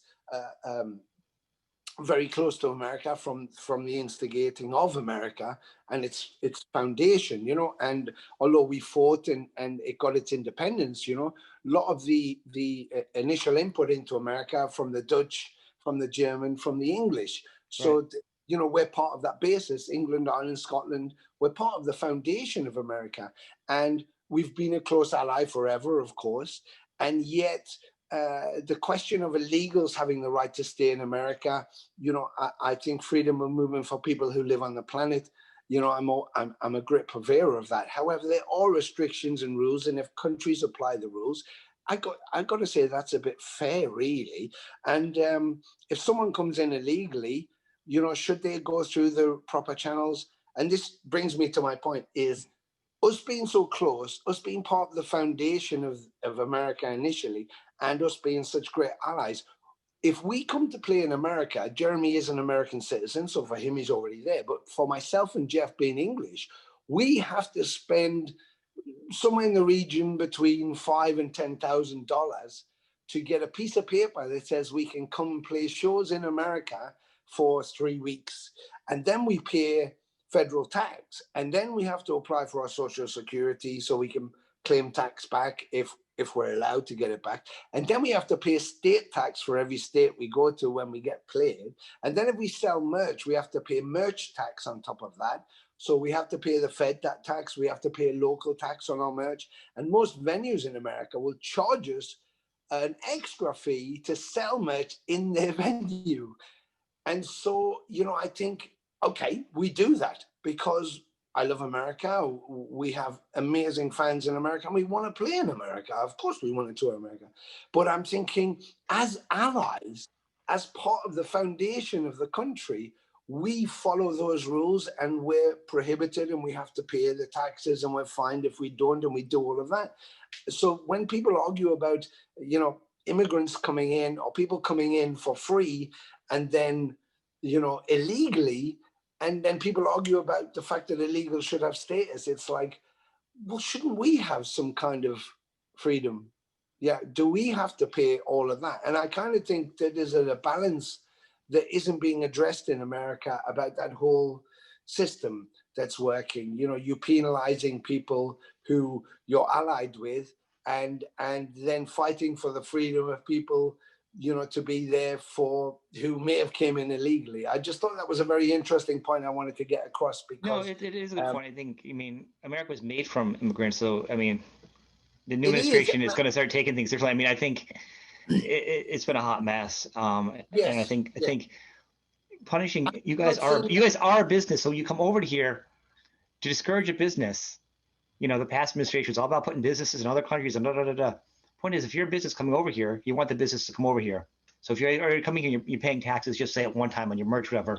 Yes. There's not like no one else is coming over. No executives are coming over and they're making them pay $5,000 to have a meeting with the new Sony Corp or whatever. Once a year, or once every 2 years. How long do those O2 things? How long do they last? It's like 2 years or something.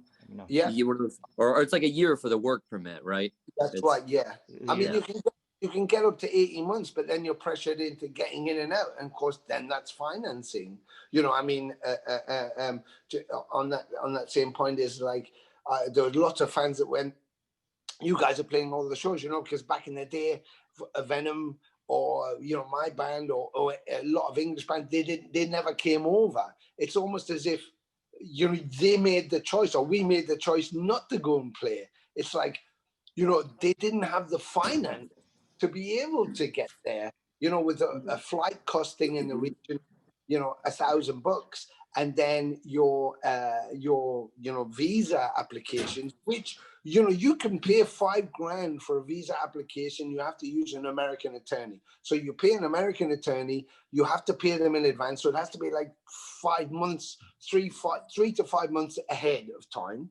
The closer it gets to your date of going, you have to expedite, which means you have to pay more money. So it could be up to £8,000 to £10,000.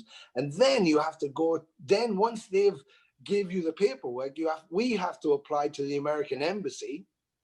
Jeff now lives in Portugal, so his is in Lisbon, mine's in London. You apply to the American embassy. I have to go there with all my paperwork, be interviewed, tell them what I'm going for, so it's all legitimate. give them my passport. At that point, they can turn around and deny you, but you have to pay them to be denied. So I have to pay them $150 or whatever, and then they decide. If they say no, I lose my £10,000 or whatever it is at $5,000, and I lose 150, and now I've just got no. So now I have to cancel the tour.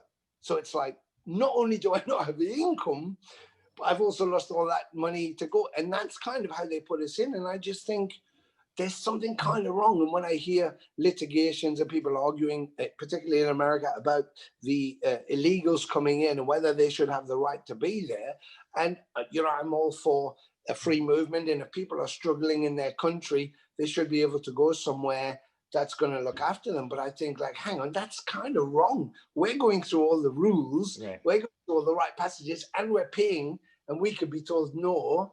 And all we want to do is come in and play a few shows. That's all we want to do. And once we get in there, it just costs us.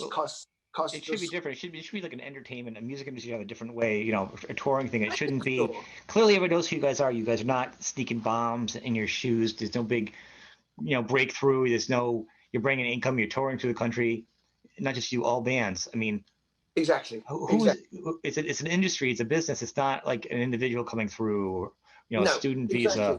No one's hiding under a fence, walking around a fence because they're not all up. So many bands too. You have so many bands. I say them all the time, year after year after year.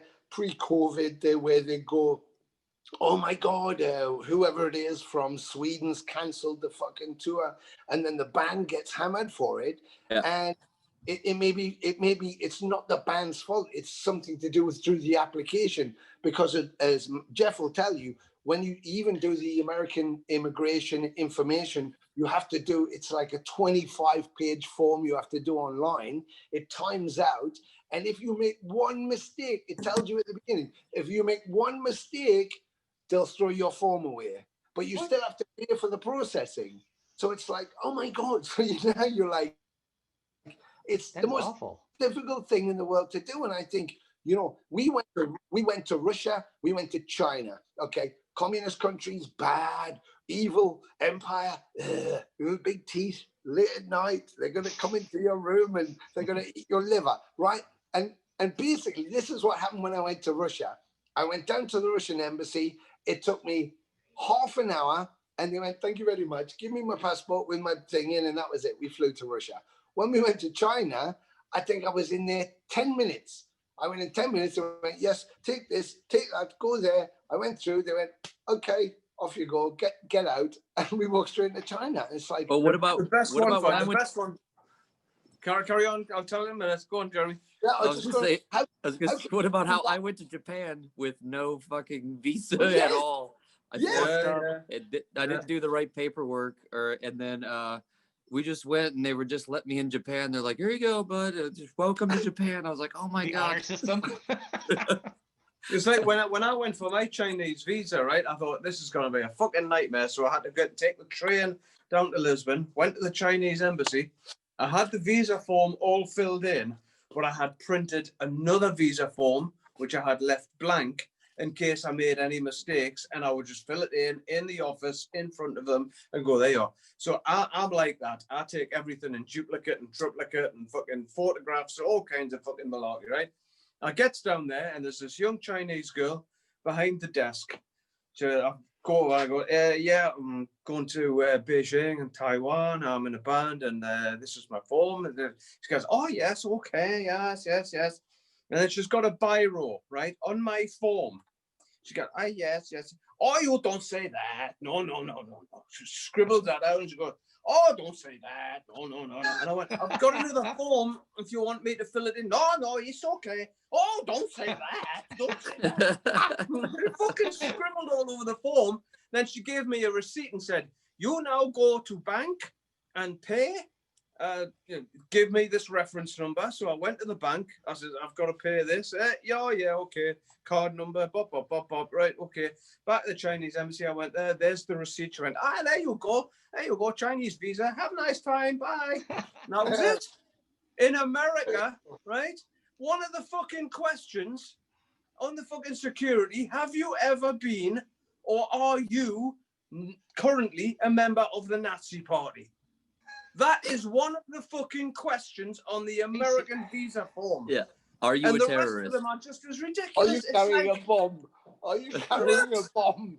That is insane. That is. Oh.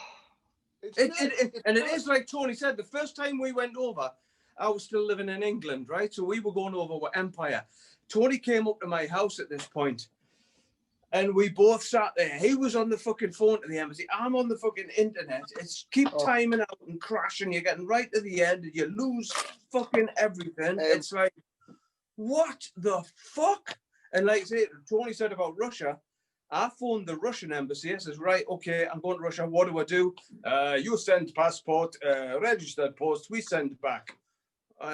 Okay, yeah, you do now. Boom, phone went down. So I went, right, download the form, fill it in, put it in an envelope, registered post to the Russian embassy. Yeah, champion. 2 days later, my passport came back. Welcome to Russia. Like, fucking hell, man. How is that possible? Why? Man. But you know, the thing is, I would like to know if Metallica have to get fucking permits to come to Europe and play. Yeah, they don't. Yeah. And they won't come over if the dollar isn't strong enough against the fucking euro. That's true.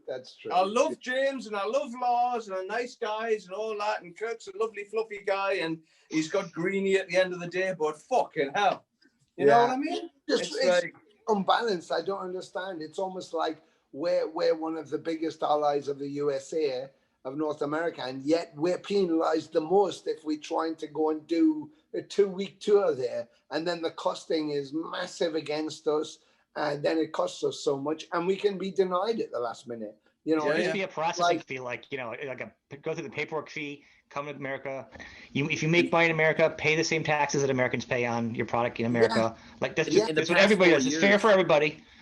But it's been raised in the past 4 years. It's went up. It's doubled. I mean, so where the fees, it doubled right before Creator was going to do one of their last tours they did over here with Obituary.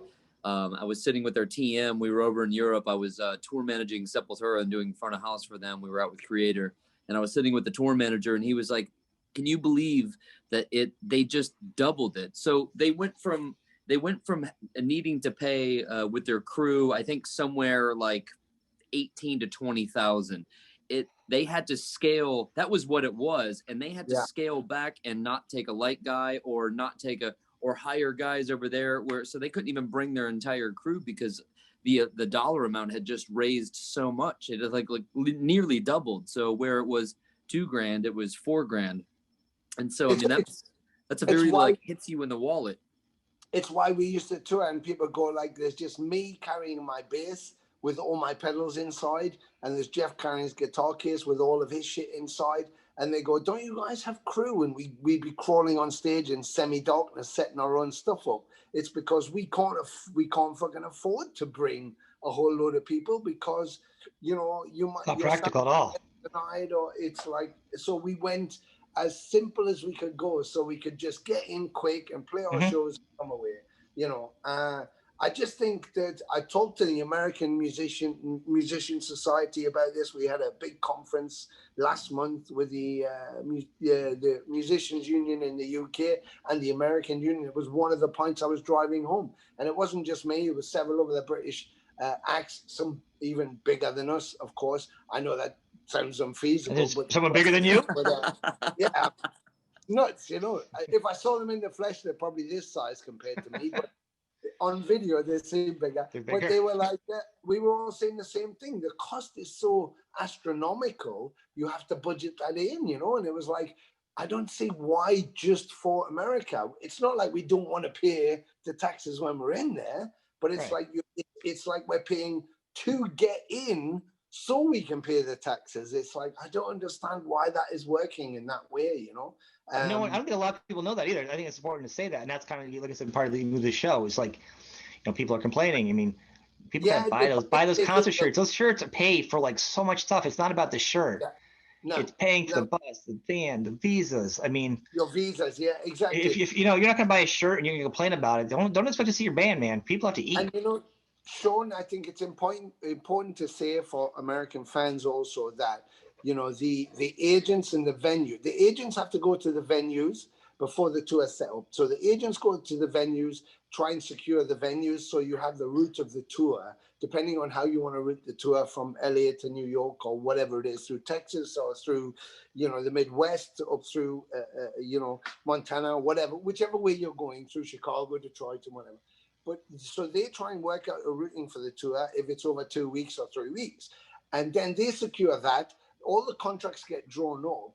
And during that time, the bands are trying to get the visas so they get allowances to go. Now, at any point during that whole process, which could take 3 to 5 months, if the American embassy in the UK decides they've said no, or you made a mistake on the form, or they, for whatever reason, they've decided they don't want to give you that a visa, you then have to expedite. If you then get refused or the expedition is going to come too late, you have to then cancel. And the reaction from fans is like, fuck, I bought a ticket, they fucked us again, they've cancelled the tour. But sometimes it may be the band has not got their shit together, but a lot of the times it isn't the band themselves or the management or the intention of the agent or the clubs themselves. It just is the red tape that is the Fed that we can't get through for whatever reason. And, you know, you have to wear the loss. You know, we've lost before, you know, $5,000-6,000, you know, trying to get in, and we've had to cancel. So now we have to go find another $5,000-6,000 to try again to cancel it later. So just so the fans know, you know, the intention for any band who are trying to get to America is not to cancel a tour, it's to come and play. But sometimes just the political the climate is just ridiculous. Can fuck you up, yeah. And that's important. So you guys have a double. I mean, just to be an American band touring is a challenge. It's difficult. You guys got to get you guys twice the hurdles. Yeah. You have to go through one big one just before then you can do the regular hurdles that are here touring, the venues, exactly. the that, the equipment, all the insurance and that, and then people take a hunk of your merchandise, because your merchandise is paying for half of your stuff anyhow. I mean, that's it. But you know, a lot of agents for young bands and for some mid-sized bands and bigger, but a lot of agents will work on the fact that the pay you might get from a venue, don't worry about it if this place in Spokane is only paying, you know, it's playing like $2 or $3 grand short of what you wanted, because it's a pit stop on the way to Seattle or Portland or like a pickup show.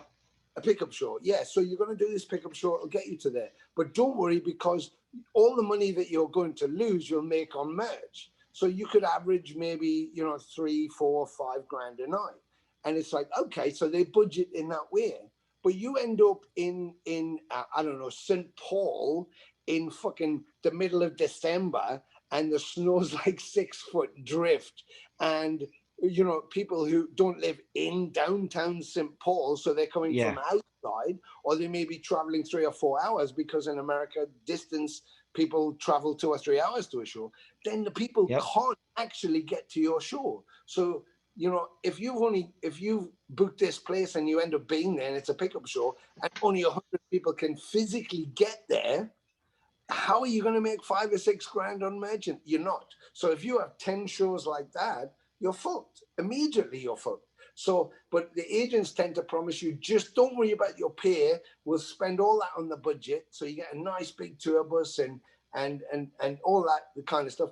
And then you'll make all your wage will be made. We'll spend all that on the budget, the vehicle hire, the fuel, the crew, the flights, the visas, and then you'll make your money on your merchandise.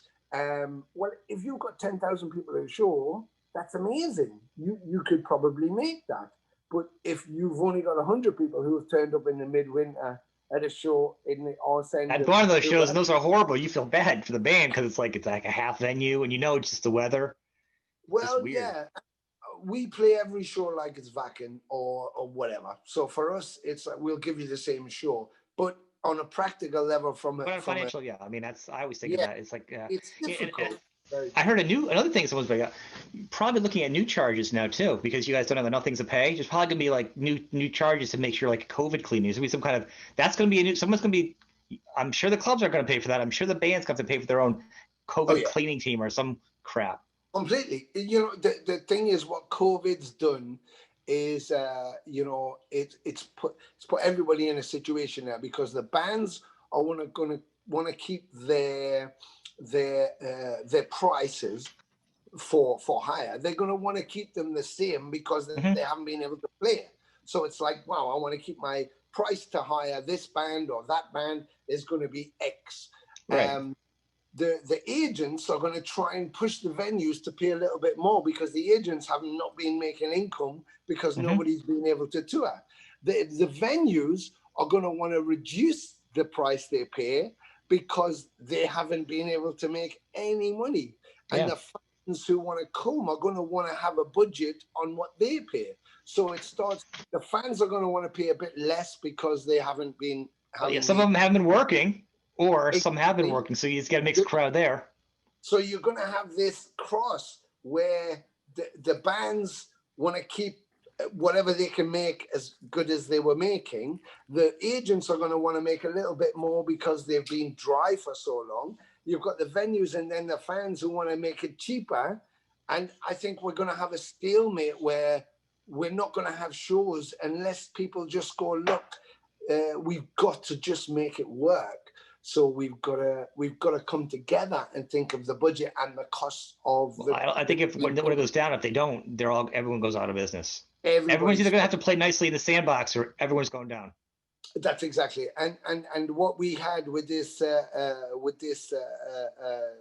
symphonium between the musicians union, the American musicians union, was exactly that. Was like, forget the agents, forget what the bands are desiring. We know everybody's been out of work, but how do we make it viable so that we can fill a venue with fans who have possibly had no income or had their unemployment stopped or been put out of work if we play in America? It was specific to America, but it applies to the rest of the world. How do we make a live venue work? Because you could do any band, I would guess almost any band is going to be able to put 500 people crammed into any venue as soon as they're allowed to go in, because people don't give a shit. You could be pulling a rabbit out of your arse and people will want to come. I will say, like metal and rock bands, you'll have fans. For example, Growing and Crying, they'll be like, I haven't worked. I'm going to scrape together. I'm going to go to the pawn shop and sell my PlayStation. They'll somehow make it work so they can see their band. There is a dedication that I don't think you're going to see from, I might want to be disparaging to a pop band. You know what I mean? Where it's kind of, well, maybe next year. It's not disposable income. It's just they're going to want to make it work. Yeah, I think that's true. And I think one of the things I talked about at the thing was that I hope the American government makes an allowance for European bands that when it's clear to go in, that the costing and the processing is easier, so that we can go in at less cost and we can go in faster. Because once we get in there, we're actually, by playing in America and by paying the local taxes and the levies that we have, bringing in money, right, is making money for America. It's putting into the economy. Right. If you can't go in there, there's no money to be made either way. So.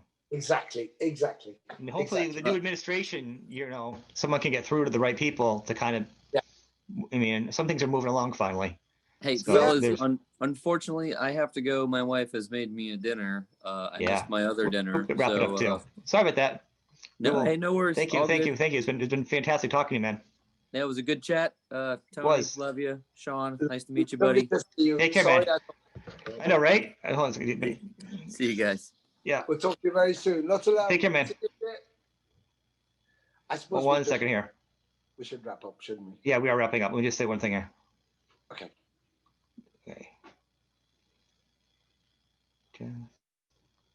I just got a text from Produce Like a Pro. They're like, a while ago, they're like, because I've been trying to get it for a very long time, because I don't know if you know what the output that they put out. Yeah. They put so much out. They're constantly going, and they're like 6 days a week, morning till night. So it's crazy. So he's like, I got time for you.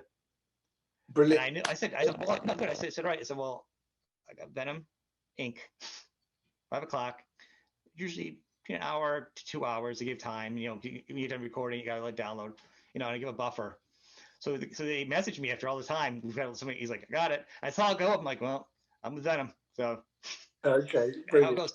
No, so many important points though. You know, we're done. I thank you. I love talking to you. You guys are really great. You're fun. Maybe Well, do thank it you again so much for sometime. having us. I might Thank do you some so panels next year too, and about stuff like this, about finances for bands, and get a couple different people in there. So I'll keep you in mind. You know, much.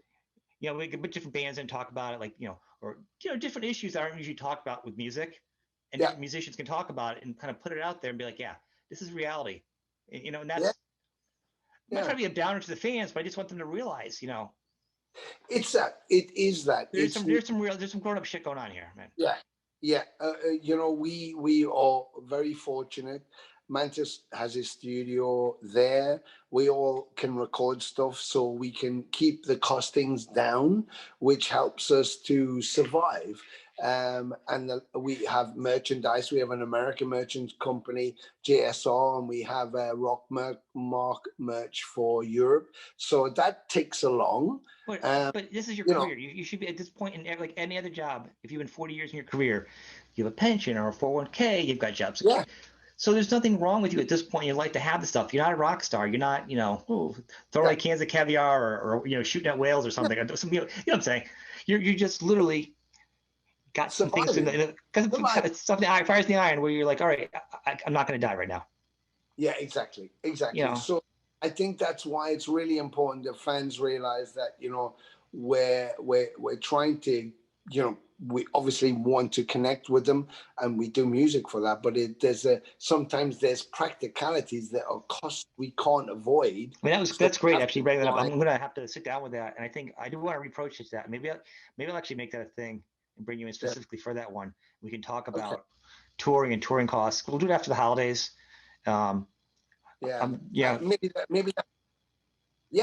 Maybe that's an episode you should do and ask other artists internationally their take on it. Maybe they're slightly different to mine, or maybe they're similar. No, but I've heard other artists, and there's other artists that are like that and have issues, like Dweezil Zappa.